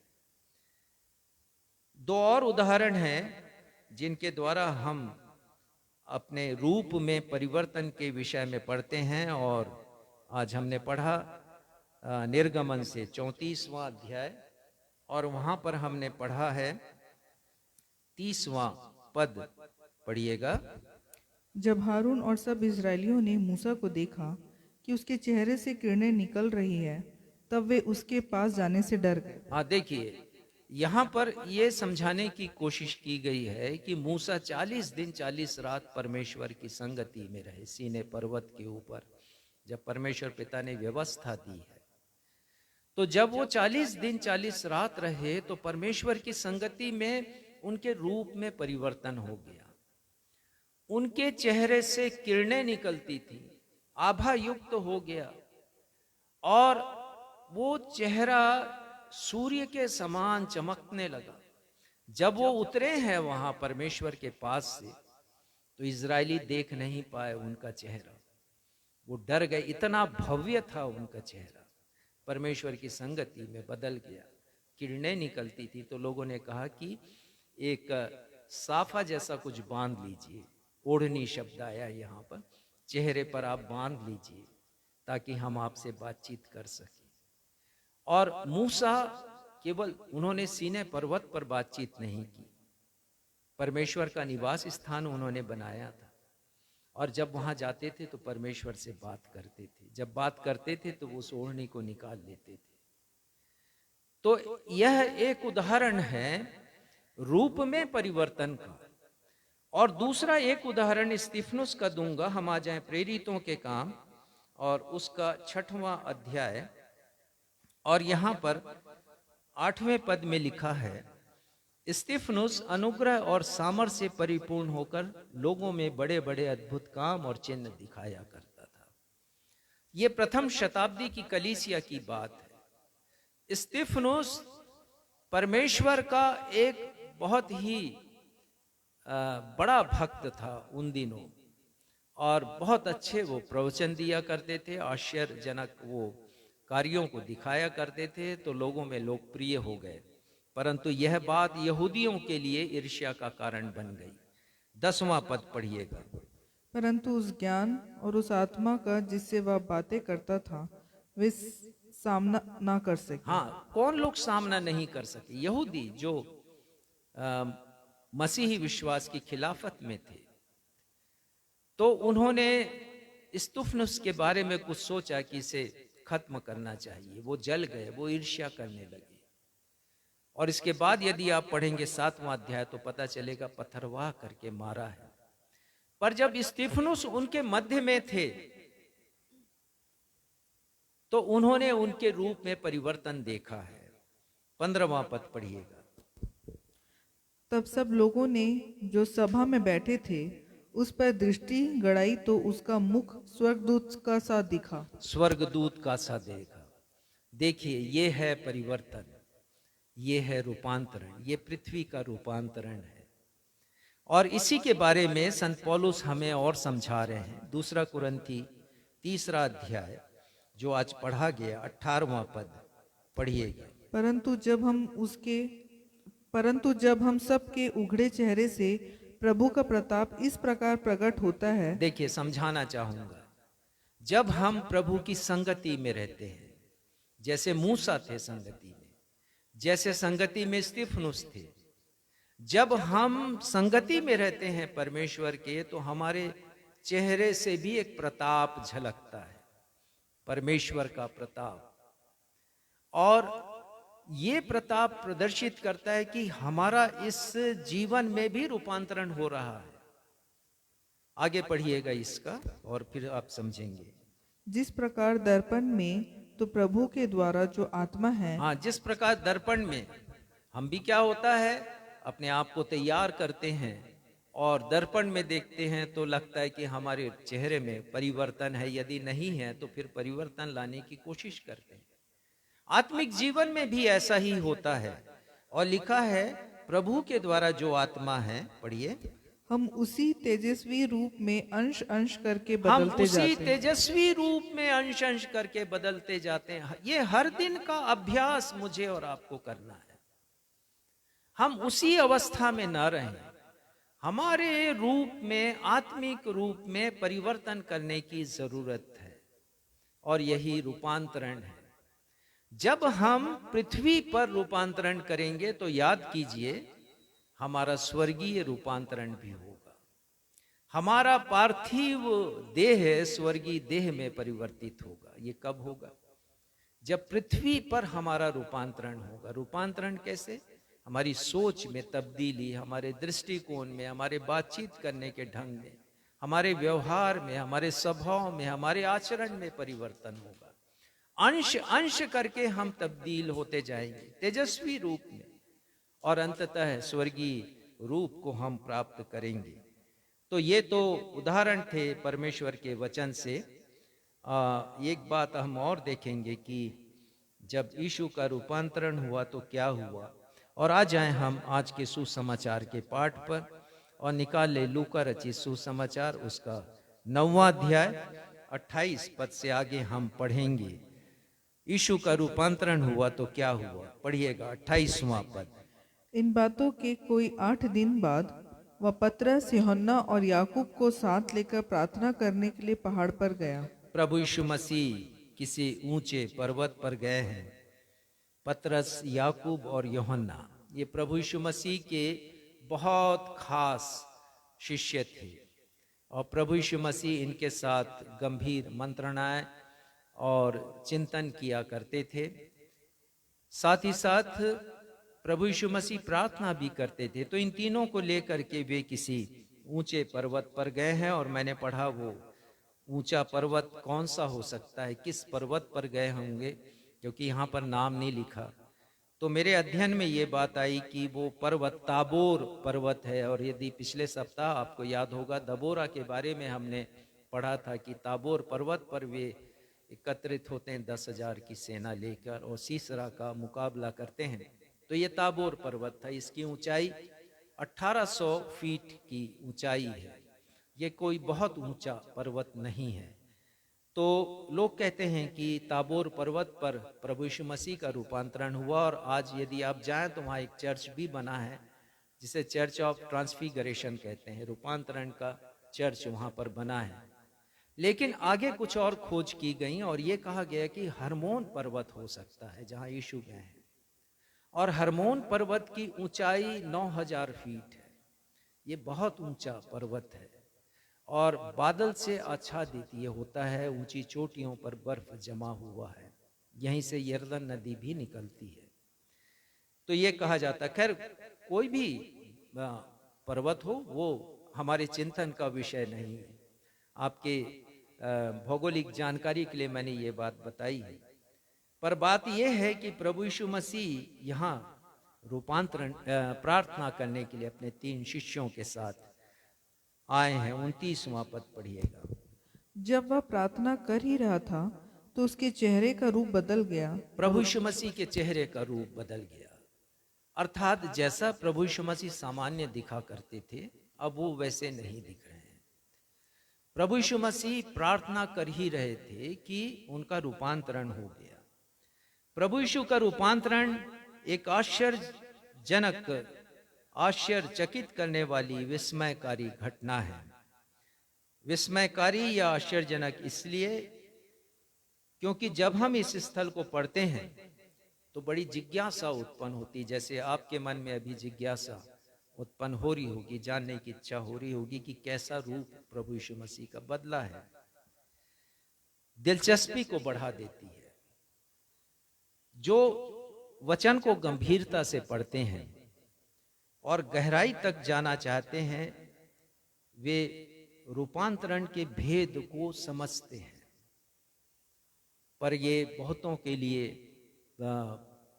संभव नहीं होता। इसीलिए मैंने आज इस विषय को चुना है। जब मैं इस स्थल को पढ़ता हूं तो मैं स्वयं रोमांच से भर उठता हूं। एक सिहरन सी दौड़ जाती है, खुशी की सिहरन, आनंद से भर जाता हूं मैं, क्योंकि मैं सोचता हूं कि मेरा भी रूपांतरण ऐसा होगा। मुझे पता नहीं आपने कभी सोचा या नहीं सोचा, पर आपको सोचने की जरूरत है। एक लक्ष्य बनाने की जरूरत है कि मेरा भी रूपांतरण ऐसा हो जाए। यदि रूपांतरण इतना मधुर है, इतना भव्य है, तो मेरा भी रूपांतरण हो। मैं अपने इस पार्थिव शरीर को जब त्यागूंगा तो स्वर्गीय देह मुझे मिलेगी, स्वर्गीय वस्त्र मिलेंगे। इस संदेश का एक दूसरा हिस्सा भी है जिसे आने वाले दिनों में हम जिसके ऊपर मनन करेंगे, तो उस संदेश को भी आप अवश्य ही सुनिएगा। तो आज हमें रूपांतरण के अनुभव को पाना है और ये विषय मैंने इसलिए लिखा कि जो रूपांतरण का अनुभव पतरस, याकूब, यूहन्ना को मिला है पर्वत के ऊपर, वो अनुभव आपको भी हासिल हो सके और आप जान सके कि कितना रोचक है, कितना आनंद से भरा हुआ है और कितना रोमांच से भरा हुआ है ये अनुभव। ये अनुभव ही हमें आनंद की ऊंचाइयों तक लेकर जाएगा। 7 विशेषताएं हैं प्रभु यीशु मसीह के रूपांतरण की और उन 7 विशेषताओं के ऊपर हम संक्षेप में विचार करेंगे। पहली विशेषता देखिए, 29 पद को फिर से पढ़िएगा। जब वह प्रार्थना कर ही रहा था तो उसके चेहरे का रूप बदल गया और उसका वस्त्र हाँ, श्वेत लिखा है जब यीशु प्रार्थना कर ही रहे थे। प्रभु यीशु मसीह का जीवन प्रार्थना से भरा हुआ था। प्रार्थना करने वो पर्वत पर जाया करते थे, क्योंकि पर्वत ऊंचाई पर होते हैं, ऊंचाइयां परमेश्वर के पास पहुंचाती हैं, वहां एकांत भी मिलता है। प्रभु यीशु मसीह वहां जाया करते थे। और 28 पद को पढ़ेंगे तो पता चलेगा कि प्रभु यीशु मसीह 3 शिष्यों को लेके गए हैं, प्रार्थना करने के लिए गए हैं, अर्थात वो 3 शिष्य भी यीशु के साथ शामिल हों प्रार्थना करने के लिए। लेकिन उनकी हालत क्या थी? 32वां पद पढ़िएगा, 32। पतरस और उसके साथी नींद से भरे वो थे। तो नींद से भरे थे। तो प्रभु यीशु मसीह के इन शिष्यों को स्लीपिंग डिसाइपल कहा जाता है, अर्थात सोने वाले शिष्य, निद्रा में भरे हुए शिष्य। प्रभु यीशु मसीह ने अनेक अवसरों पर इनसे कहा है प्रार्थना करने के लिए, विशेषकर गतसमनी बाग में, जब यीशु व्याकुल थे और जिस समय उन्हें एक सहारे की जरूरत थी कि कोई शिष्य तो आए उनके साथ प्रार्थना करने के लिए। पढ़िएगा मत्ती रचित सुसमाचार, उसका 26वां अध्याय और 40वां पद। ये दशा थी, 3 बार प्रार्थना की प्रभु यीशु मसीह ने, लेकिन अपने शिष्यों को उन्होंने सोता हुआ पाया, वो सो रहे थे। पढ़िएगा, देखिए क्या लिखा है। फिर उसने चेलों के पास आकर उन्हें सोता पाया और पतरस से कहा, क्या तुम मेरे साथ एक घड़ी भी ना जाग ये सके? दशा थी शिष्यों की, सब सो रहे हैं, यीशु प्रार्थना कर रहे हैं, व्याकुल हैं वो। और लिखा है कि प्रभु यीशु मसीह के देह से पसीना रक्त के मानंद गिर रहा था, इतने ज्यादा व्याकुल थे प्रभु यीशु मसीह। तो ये स्लीपिंग डिसाइपल, कभी कभी हमारी दशा भी ऐसे ही होती है, नींद को ज्यादा पसंद करते हैं हम, प्रार्थना से बढ़ करके हमारे लिए नींद प्यारी होती है। हम प्रार्थना को छोड़ सकते हैं लेकिन नींद को नहीं। सीखे हम प्रभु यीशु मसीह से, वो प्रार्थना में लौलीन थे, मग्न थे, तभी प्रभु यीशु मसीह का रूपांतरण हुआ। आप पढ़िएगा सुसमाचारों में 38 बार प्रभु यीशु मसीह के प्रार्थना करने का वर्णन आया, 38 टाइम्स। समूह में उन्होंने प्रार्थना की, सबके सामने व्यक्तिगत प्रार्थना की, एकांत में जाकर यीशु ने प्रार्थना की है, रात भर उन्होंने प्रार्थना की है।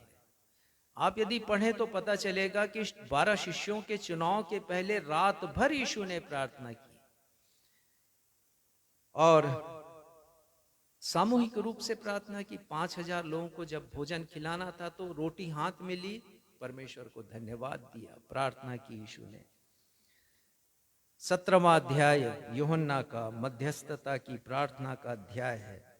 शिष्यों के लिए परमेश्वर पिता ने प्रार्थना की है। तो यीशु का जीवन प्रार्थना का जीवन, और प्रार्थना का जीवन संगति का जीवन होता है परमेश्वर से, और वो हमें रूपांतरण की ओर ले जाता है।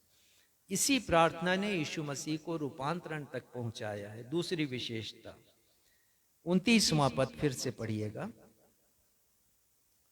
लूका उसका 9वां अध्याय उसका 29वां पद। जब वह प्रार्थना कर ही रहा था तो उसके चेहरे का प्रभु यीशु मसीह के चेहरे का रूप बदल गया। और मत्ती 17:2 में लिखा है कि प्रभु यीशु मसीह का रूपांतरण हुआ और उनका मुख सूर्य के समान चमकने लगा। ये घटना इतनी अधिक महत्वपूर्ण थी कि तीनों सुसमाचार लेखकों ने, जैसा मैंने बताया साइनॉप्टिकल गॉस्पेल के जो लेखक हैं, इस घटना का सचित्र और सजीव चित्रण किया। ऐसा लगता है ये घटना आंखों के सामने हो रही है। और आज वो दृश्य मैं आपके सामने लेकर के आऊंगा। यीशु का मुख सूर्य के समान चमकने लगा। और वैज्ञानिकों ने बतलाया है स्लीपिंग डिसाइपल कि 1 स्क्वायर मीटर में 60 वॉट के 10 लाख बल्बों को आप लगा दें तो जितनी रोशनी उत्पन्न होगी, सूर्य के 1 स्क्वायर मीटर में उतनी रोशनी उत्पन्न होगी। और यीशु के बारे में लिखा है कि रूपांतरण हुआ यीशु मसीह का तो चेहरा सूर्य के समान चमकने लगा है। मरकुस 9वें अध्याय के 2 पद और लूका 9:29 में लिखा है यीशु का रूप अर्थात जो उनका चेहरा था, मुखड़ा था, वो बदल गया, वो दैदीप्यमान हो गया। एक बहुत अच्छा शब्द है हिंदी भाषा में। चमकदार हो गया, आभामय हो गया, प्रकाशमान हो गया, आलोकित हो गया, जगमगा उठा। इतने शब्द हैं प्रभु यीशु मसीह के उस रूप के। अलग सा दिखने लगा, मानवीय मुखड़े से, मानवीय चेहरे मोहरे से बिल्कुल भिन्न। इंग्लिश बाइबल में बहुत अच्छा वर्णन हमें पढ़ने के लिए मिलता है और NIV बाइबल को यदि आप देखें तो वहां लिखा है the appearance of his face changed, परिवर्तित हो गया प्रभु यीशु मसीह का चेहरा। न्यू अमेरिकन स्टैंडर्ड बाइबल में आया the appearance of his face became different, अलग हो गया प्रभु यीशु मसीह का चेहरा मनुष्यों के चेहरे से। और new king James version Bible में आया the appearance of his face was altered, altered मतलब बदल गया, पूरी रीति से बदल गया। और एक और बाइबल में आया new living translation the appearance of his face was transformed, यहाँ पर ट्रांसफॉर्म्ड लिखा है। परंतु मत्ती में रूपांतरण आया है, रूपांतरित हो गया प्रभु यीशु मसीह का चेहरा चमकने लगा सूर्य के समान। ये दूसरी विशेषता थी। तीसरी विशेषता लूका रचित सुसमाचार का 29वां पद और उसका आगे का हिस्सा देखिए क्या लिखा है। और उसका वस्त्र श्वेत होकर चमकने लगा। हाँ, ना सिर्फ चेहरा परिवर्तित हो गया, ना सिर्फ उनका मुखड़ा जो दिखाई दे रहा था वो परिवर्तित हुआ, लेकिन उनका वस्त्र भी परिवर्तित हो गया। ये और भी अद्भुत बात जो वहां पर घटित हुई थी प्रभु यीशु मसीह के रूपांतरण के समय। ये सिग्निफिकेंट चेंज था और ये संपूर्ण रूपांतरण। जब हम इसके दूसरे भाग को सुनेंगे तब हम देखेंगे कि हमारा भी जब रूपांतरण होगा तो कैसी देह हमें मिलेगी, कैसे वस्त्र हमें मिलेंगे। तो इसलिए उस संदेश को आप अवश्य सुनिएगा। तीसरी विशेषता थी कि ना सिर्फ देह में परिवर्तन है परंतु वस्त्रों में भी परिवर्तन है। चेहरे में परिवर्तन और वस्त्र में परिवर्तन का हमारे आत्मिक जीवन से गहरा संबंध है। आगे किसी दिन इसके ऊपर हम चर्चा करेंगे। चौथी विशेषता प्रभु यीशु मसीह के रूपांतरण की, और ये बहुत महत्वपूर्ण है, इस पर ध्यान दीजिएगा। 30वां पद पढ़िए। और देखो मूसा और एलिया ये 2 पुरुष उसके साथ बातें कर रहे थे। हाँ, ये एक बहुत विशेष घटना थी कि ना सिर्फ प्रभु यीशु मसीह का चेहरा बदला है, ना सिर्फ वस्त्रों में परिवर्तन हुआ है, परंतु वहाँ पुराने नियम के 2 महान व्यक्ति भी उपस्थित हैं, प्रभु यीशु मसीह से बातचीत कर रहे हैं और उनके नाम दिए गए हैं। 30वें पद में लिखा है मूसा और एलिया। ये 2 पुरुष प्रभु यीशु मसीह से बातचीत कर रहे थे। 3 बातें हम देखते हैं यहाँ पर। 30वें पद में मूसा और एलिया यीशु से बातें कर रहे थे। 31 पद में देखिएगा क्या लिखा है वहां पर। ये महिमा सहित दिखाई महिमा दिए। सहित दिखाई दी है। महिमा सहित अर्थात ये दोनों तो नहीं है ना पृथ्वी पर। मूसा भी नहीं है, एलिया भी नहीं है, वो तो जीवित उठा लिए गए थे, तो दोनों नहीं है। तो दोनों महिमा सहित का मतलब है स्वर्गीय देह में स्वर्गीय वस्त्र पहने हुए दिखाई दिए। तीसरी बात आगे पढ़िए। ये महिमा सहित दिखाई दिए और उसके मरने की चर्चा कर रहे थे जो हाँ, प्रभु यीशु मसीह की मृत्यु की चर्चा कर रहे थे जो बाद में होने वाली थी प्रभु यीशु मसीह के। अब देखिए एक से एक बातें कैसी जुड़ी हैं। प्रभु यीशु मसीह का क्रूस पर मरना ये बहुत महत्वपूर्ण। मूसा और एलिया आकर के प्रभु यीशु मसीह से अभी काफी समय है क्रूस पर चढ़ाए जाने के लिए, परंतु पहले से ही वो चर्चा कर रहे हैं। और यदि मृत्यु है तो पुनरुत्थान है, पुनरुत्थान है तो रूपांतरण है। ये सब बातें आपस में जुड़ी हुई है। इसी के साथ साथ दो अनोखी बातें भी हुई हैं। पतरस, याकूब और यूहन्ना ने मूसा और एलिय्याह को पहचान लिया। कैसे पहचाना? इस बात की ओर इशारा करता है कि जब हमारी भी मृत्यु होगी और वे लोग जिन्होंने यीशु के पुनरुत्थान पर विश्वास किया, स्वयं के पुनरुत्थान पर विश्वास किया और यीशु को उद्धारकर्ता माना है, वो सब स्वर्ग में हमें मिलेंगे। ये सभी लोग जिनके पार्थिव देह स्वर्गीय देह में परिवर्तित हुए हैं। तो जब हम जाएंगे ना, वहां पर पहचान जाएंगे सबको। ना सिर्फ मूसा को पहचानेंगे, एलिय्याह को पहचानेंगे, परंतु हरेक ऐसे चरित्र को जो पुराने नियम में श्रेष्ठ चरित्र हैं। दाऊद हैं, दानियल हैं, शद्रक, मेशक, अबेदनगो हैं, एजरा, नहम्याह, एस्तर, रूत है। ये सबको हम पहचानेंगे। कितना अच्छा लगेगा जब इनसे बातचीत करेंगे। और इसके साथ साथ हम अपने परिवार के लोगों को भी पहचान जाएंगे। जैसे मूसा और एलिय्याह को पहचाना है इन्होंने, वैसे ही हम भी पहचानेंगे। दूसरी बात लिखा यहां पर कि ये प्रभु यीशु मसीह से चर्चा कर रहे थे। किस बात की चर्चा कर रहे थे? प्रभु यीशु मसीह के मृत्यु की चर्चा, अर्थात बातचीत कर रहे थे। यह भी अद्भुत बात है। अब स्वर्ग में तो हर भाषा के लोग होंगे, हजारों भाषाएं हैं इस पृथ्वी के ऊपर, तो हम कैसे पहचानेंगे? आपको तो हिब्रू नहीं आती। एलिय्याह ने, मूसा ने के समय हिब्रू भाषा में उन्होंने बातचीत किया है। प्रभु यीशु मसीह के समय अरामाइक भाषा थी, ग्रीक भाषा थी। लेकिन हम जानेंगे चर्चा को, हम भाषा भी जान जाएंगे। ये बहुत ही अद्भुत होगा। हमारा रूपांतरण हमारे लिए इस पृथ्वी पर बाधा बन सकती है शब्दों की और पहचान की, परंतु स्वर्ग में ऐसी कोई बाधा हमारे सामने उत्पन्न नहीं होगी। हम एक दूसरे से बातचीत भी करेंगे, एक दूसरे की भाषा को भी जानेंगे। अब एक बड़ा प्रश्न यहाँ पर ये उपस्थित होता है या खड़ा होता है कि क्या विशेषता थी मूसा और एलिय्याह में कि ये दोनों दिखाई दिए?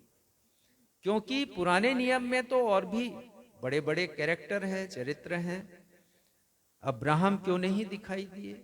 याकूब क्यों नहीं दिखाई दिए? यूसुफ क्यों नहीं दिखाई दिए? नूह और यहां पर दाऊद और दानियल भी क्यों नहीं दिखाई दिए? मूसा क्यों दिखाई दिए और एलिय्याह क्यों दिखाई दिए? और यही हमारे पवित्र शास्त्र की विशेषता है। कोई भी बात अर्थहीन नहीं होती। दरअसल ये दो लोग दो प्रकार के लोगों का प्रतिनिधित्व करते हैं। हम देखेंगे, मूसा को परमेश्वर ने मिट्टी दी। व्यवस्था विवरण निकालिए 34वां अध्याय और 5वां पद पढ़िएगा।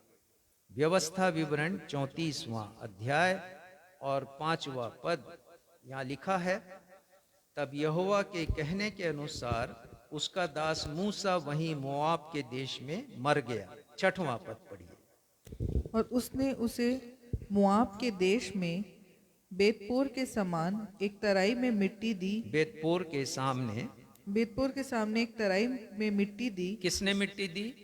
परमेश्वर ने मिट्टी दी, है ना। यहाँ पर परमेश्वर नहीं आया, लेकिन 6वें पद में पढ़ते हैं उसने अर्थात परमेश्वर ने। तो परमेश्वर ने मिट्टी दी, अर्थात मूसा की कब्र बनी है। और एलिय्याह आए हैं यहाँ पर, एलिय्याह की कोई भी कब्र नहीं है। अब आप निकालिए 2 थिस्सलुनीकियों 4 अध्याय 16वां पद, और इसे जब आप पढ़ेंगे तब आप अच्छी तरह समझ सकेंगे।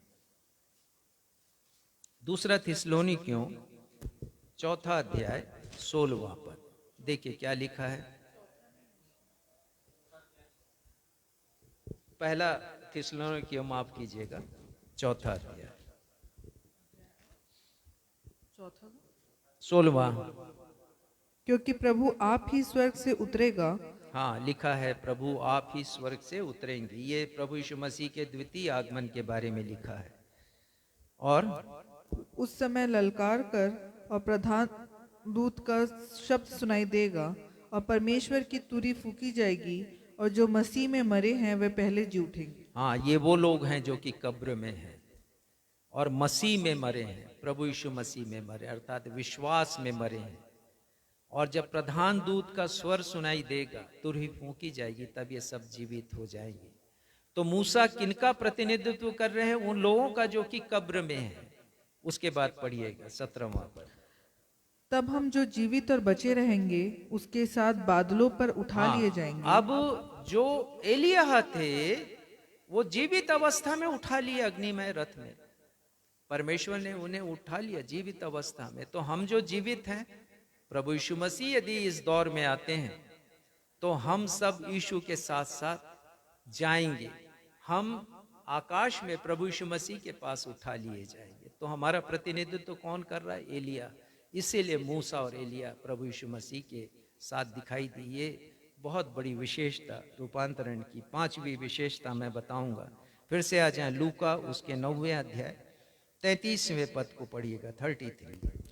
जब वे उसके पास से जाने लगे तो पतरस ने यीशु से कहा, हे स्वामी, हमारा यहाँ रहना भला है, अतः हम 3 मंडप बनाए, एक तेरे लिए, एक मूसा के लिए और एक एलिय्याह के लिए।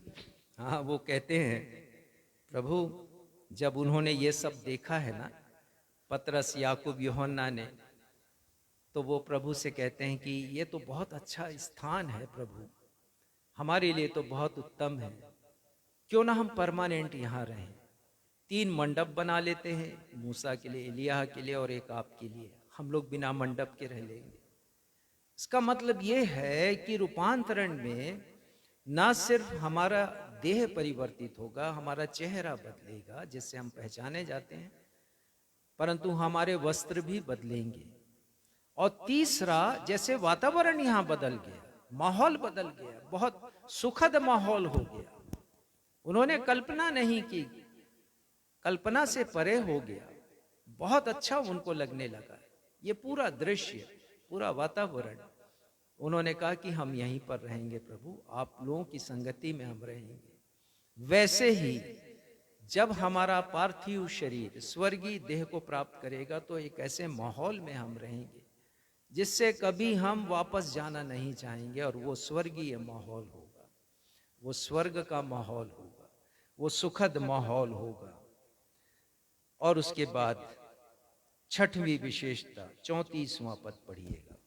वह यह कह ही रहा था कि एक बादल ने आकर उन्हें छा लिया। हाँ, बादल वहां पर आ गए और ये अपनी बात, उनकी बात वहीं की वहीं धरी रह गई। पतरस की बात,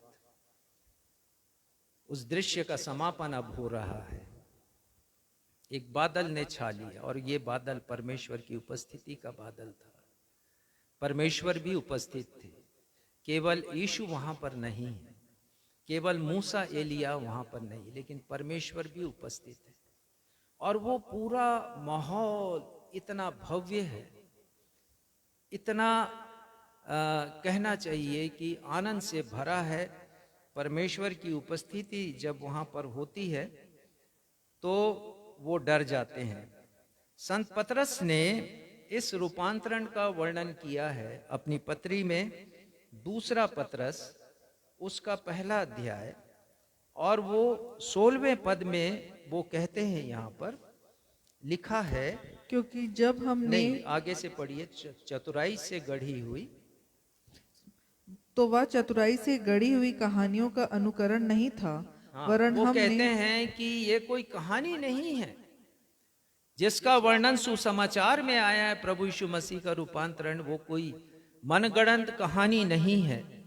आगे क्या लिखते हैं? वरन हमने आप ही उसके प्रताप को देखा। हाँ, उसके प्रताप को देखा। तो प्रभु यीशु मसीह के प्रताप को जब उन्होंने देखा है, उसकी महिमा को देखा है, परमेश्वर की उपस्थिति को देखा है, तो वो डर से भर गए हैं। इसी बात का वर्णन यूहन्ना ने प्रकाशित वाक्य 4 अध्याय में किया है। जब वो देखते हैं परमेश्वर के सिंहासन को, उसकी भव्यता को, तो वो आश्चर्यचकित हो जाते हैं। ये सब लोग आश्चर्यचकित हैं कि कितना अद्भुत है ये जो कुछ उन्होंने देखा है। और फिर 17वें पद में, दूसरा पत्रस के 17वें पद में, पहले अध्याय के 17वें पद में लिखा है कि प्रभु यीशु मसीह ने, पढ़िएगा। क्योंकि जब उसने परमेश्वर पिता से आदर और महिमा पाई, हाँ, जब वो बादल आ गया, वहां पर बादल ने घेर लिया है, तो परमेश्वर पिता से आदर और महिमा प्रभु यीशु मसीह को मिली है। वो यीशु को बहुत साधारण ले रहे थे।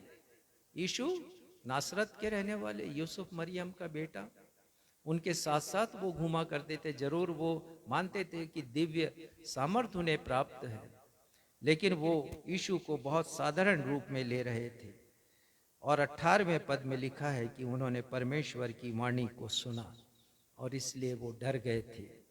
7वीं विशेषता मैं आपको बताऊंगा, और इसके लिए पढ़िएगा, फिर से आ जाएं, लूका 9 और 35वें पद को पढ़िएगा। तब उस बादल में से यह शब्द निकला, यह मेरा पुत्र है और मेरा चुना हुआ है, इसकी सुनो। हाँ, परमेश्वर कहते हैं कि इसकी सुनो, यीशु की सुनो। और मुझे और आपको भी यदि उस रूपांतरण के अनुभव से होके गुजरना है तो हमें यीशु को सुनना पड़ेगा। परंतु कितना सुन पाते हैं हम प्रभु यीशु मसीह को? संसार की सुनते हैं ज्यादा कि यीशु की सुनते हैं? बहुत से लोग यीशु की वाणी को सुनना नहीं चाहते। प्रभु यीशु मसीह ने जब अपनी सेवकाई प्रारंभ की है, परमेश्वर पिता ने उनके विषय में कहा, जब उनका बपतिस्मा हुआ, यह मेरा प्रिय पुत्र है जिससे मैं अत्यंत प्रसन्न हूं। वही बात परमेश्वर पिता ने प्रभु यीशु मसीह के रूपांतरण के समय कही। फिर हम पढ़ते हैं प्रभु यीशु मसीह की परीक्षा ली है, शैतान ने, वो पराजित हुआ है। और उसके बाद प्रभु यीशु मसीह प्रचार करना शुरू करते हैं। मत्ती 3:17 में लिखा है, उस समय से यीशु प्रचार करता और यह कहना आरंभ किया कि मन फिराओ, अर्थात मन को बदलो। जब तक हम अपने मन में परिवर्तन नहीं लाएंगे, हृदय में परिवर्तन नहीं लाएंगे, हमारा रूपांतरण नहीं होगा। इतना भव्य रूप हम कभी भी नहीं पा सकेंगे जैसा प्रदर्शन प्रभु यीशु मसीह ने किया है। हम कभी भी उस स्वर्गीय दृश्यों को नहीं देख पाएंगे जिन्हें देखकर पतरस याकूब ने कहा कि हमारा रहना यहाँ भला है। तो यदि हम चाहते हैं कि हमारा रूपांतरण हो तो पहले हम अपना रूपांतरण, हृदय का रूपांतरण करें। प्रभु यीशु की यही वाणी है। उन्होंने निकोदेमुस से भी यही कहा यूहन्ना 3 में, जब तक तुम नए सिरे से नहीं जन्म लोगे, जब तक तुम्हारा परिवर्तन नहीं होगा, विचारों का परिवर्तन, दृष्टिकोण का परिवर्तन, हृदय का परिवर्तन, तुम स्वर्ग के राज्य को देख नहीं सकते हो। और वो कहते हैं प्रवेश भी नहीं कर सकते हो। ये प्रभु यीशु मसीह ने कहा है। तो हमें प्रभु यीशु मसीह की सुनना है। यदि आज तक आपने प्रभु यीशु मसीह की आवाज को नहीं सुना कि ये सब थके और दबे, बोझ से दबे लोगों मेरे पास आओ, तो आज यीशु की वाणी को आपको सुनना है। यीशु की वाणी को सुनकर आपको उसके पास आना है। कल तक कहीं देर ना हो जाए और रूपांतरण के इस अनुभव से आप वंचित हो जाए। तो परमेश्वर पिता को धन्यवाद हम देते हैं इस सुंदर अध्ययन के लिए, जिसे पवित्र आत्मा के मार्गदर्शन में आज मैंने और आप हम सभी ने पाया है। परमेश्वर पिता की कृपा हम सभी पर हो और हम इस रूपांतरण के अनुभव को पहले इस पृथ्वी पर प्राप्त करें। एक पद देखिएगा, समाप्त करूंगा, अचानक मुझे याद आया। रोमियो उसका 12वां अध्याय और उसका दूसरा पद देखिए, वहां पर क्या लिखा है। रोमियो उसका 12वां अध्याय और उसका दूसरा पद। इस संसार के सदृश ना बनो। हाँ, वो कहते हैं संत पौलुस, हमें इस संसार के समान नहीं बनना है। एक दौड़ इस संसार में हर कोई दौड़ रहा, अधिकांश लोग दौड़ रहे हैं। उनकी विचारधारा बिल्कुल अलग है। हमें एक मसीही की विचारधारा रखनी है। और आगे क्या लिखते हैं वो? परंतु तुम्हारे मन के नए हो जाने से तुम्हारा चाल चलन भी बदलता वो जाए। तो कहते हैं कि तुम्हारा मन यदि बदल गया है तो अपने चाल चलन को, अपने व्यवहार को, अपने स्वभाव को, अपने बोलचाल को, हर बातों को बदल डालो। तो जब हम ऐसा करेंगे तब हम रूपांतरण के अनुभव को प्राप्त करेंगे। आज के इस वचन के द्वारा परमेश्वर पिता आप सभी को अपनी आशीषों से परिपूर्ण करे। आइए फिर से हम उस गीत को गाएं जो आज के संदेश से ताल्लुक रखता हुआ गीत है कि गीतकार ने लिखा है कि लगा के आस तुझ पे हो दीदार मेरा तेरे रूह से, हो मुलाकात यीशु से। रूपांतरण होगा तो हम यीशु से मुलाकात करेंगे। दूसरा पद हम गाएंगे, पहले कोरस और उसके बाद दूसरा पद।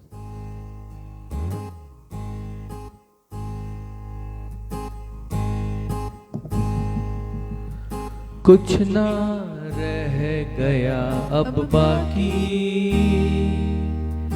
ख्वाहिशें मेरी अब ना रही, अब ना रही। इल्तिजा बस तुझसे मिलने की, लबरेज तेरे रूह से होने की। मैं तो माटी हूँ उठा ले, खाली हूँ भर दे। मैं तो माटी हूँ उठा ले, खाली हूँ भर दे। आया हूँ मैं तेरे दर पर, निगाह करम कर, तू मुझ पे फजल कर। ओ बैठा हूँ लगा के आस तुझसे, हो दीदार मेरा तेरे रूह से, हो मुलाकात यीशु से।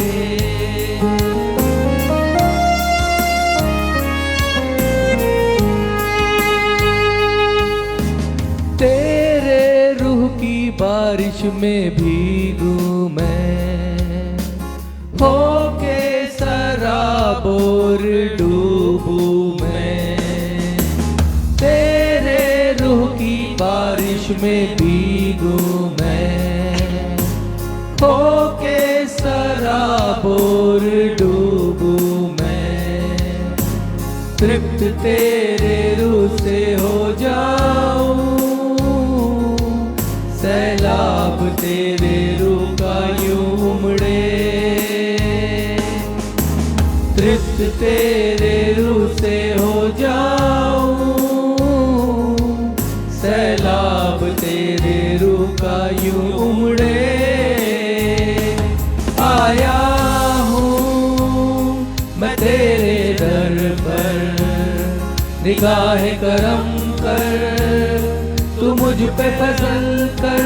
ओ बैठा हूँ लगा के आस तुझसे, हो दीदार मेरा तेरे रूह से, हो मुलाकात यीशु से, हो मुलाकात यीशु से।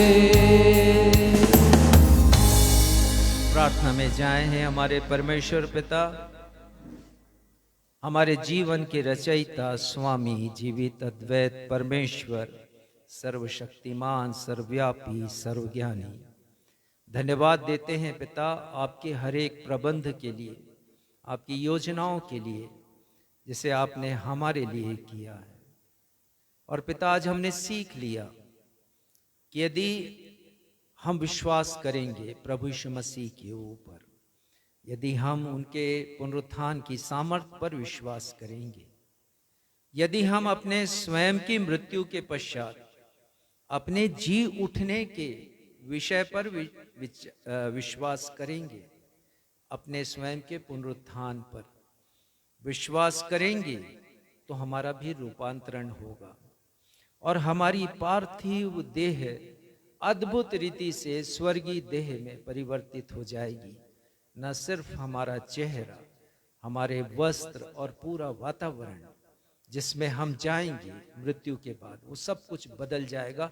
हमारी सोच से, अपेक्षाओं से, हमारी समझ की शक्ति से बाहर होगा जो कुछ होगा। जैसा पतरस, याकूब और यूहन्ना का अनुभव था, प्रार्थना करते हैं पिता वो अनुभव हमें भी दीजिएगा जीते जी, कि हम अंश अंश करके बदलते चले जाएं उस तेजस्वी रूप में जिसकी चर्चा संत पौलुस ने की है। अपने दिन प्रतिदिन के जीवन में पिता अंश अंश करके बदलें, ताकि उस देह को प्राप्त कर सकें जो महिमामयी देह है जिसे आप हमें देना चाहते हैं। तो धन्यवाद देते हैं पिता आज के वचन के लिए। उन्हें दीजिए हमारे हर एक श्रोता जिन्होंने कलीसिया में इस वचन को सुना या ऑनलाइन सुना है या आगे सुनेंगे पिता, उन सब के जीवन में तब्दीली आए, संसार के सदृश्य ना बने, परंतु मन के नए हो जाने से हमारा स्वभाव, आचरण, व्यवहार सब कुछ बदले, ताकि हम आगे चल करके स्वर्गीय देह में बदल सकें। धन्यवाद के साथ अपनी इस प्रार्थना को आपके बेटे हमारे उद्धारकर्ता प्रभु यीशु के नाम से मांगते हैं। सुनिए, ग्रहण कीजिए। कलीसिया कहे आमीन। आमीन। आशीष ग्रहण करेंगे। यहोवा आप सबको आशीष दे, यहोवा आप सबकी रक्षा करे, यहोवा आप सब पर अपने मुख का प्रकाश चमकाए और आप पर अनुग्रह करे, यहोवा अपना मुख आपकी ओर करे और आपको शांति दे। अब हमारे द्वैत पिता परमेश्वर का प्रेम, हमारे उद्धारकर्ता प्रभु यीशु मसीह का अनुग्रह और शांतिदायक पवित्र आत्मा की सहभागिता हम में से प्रत्येक के साथ अब से लेकर युगान युग होती रहे। हम सब कहें आमीन। आमीन।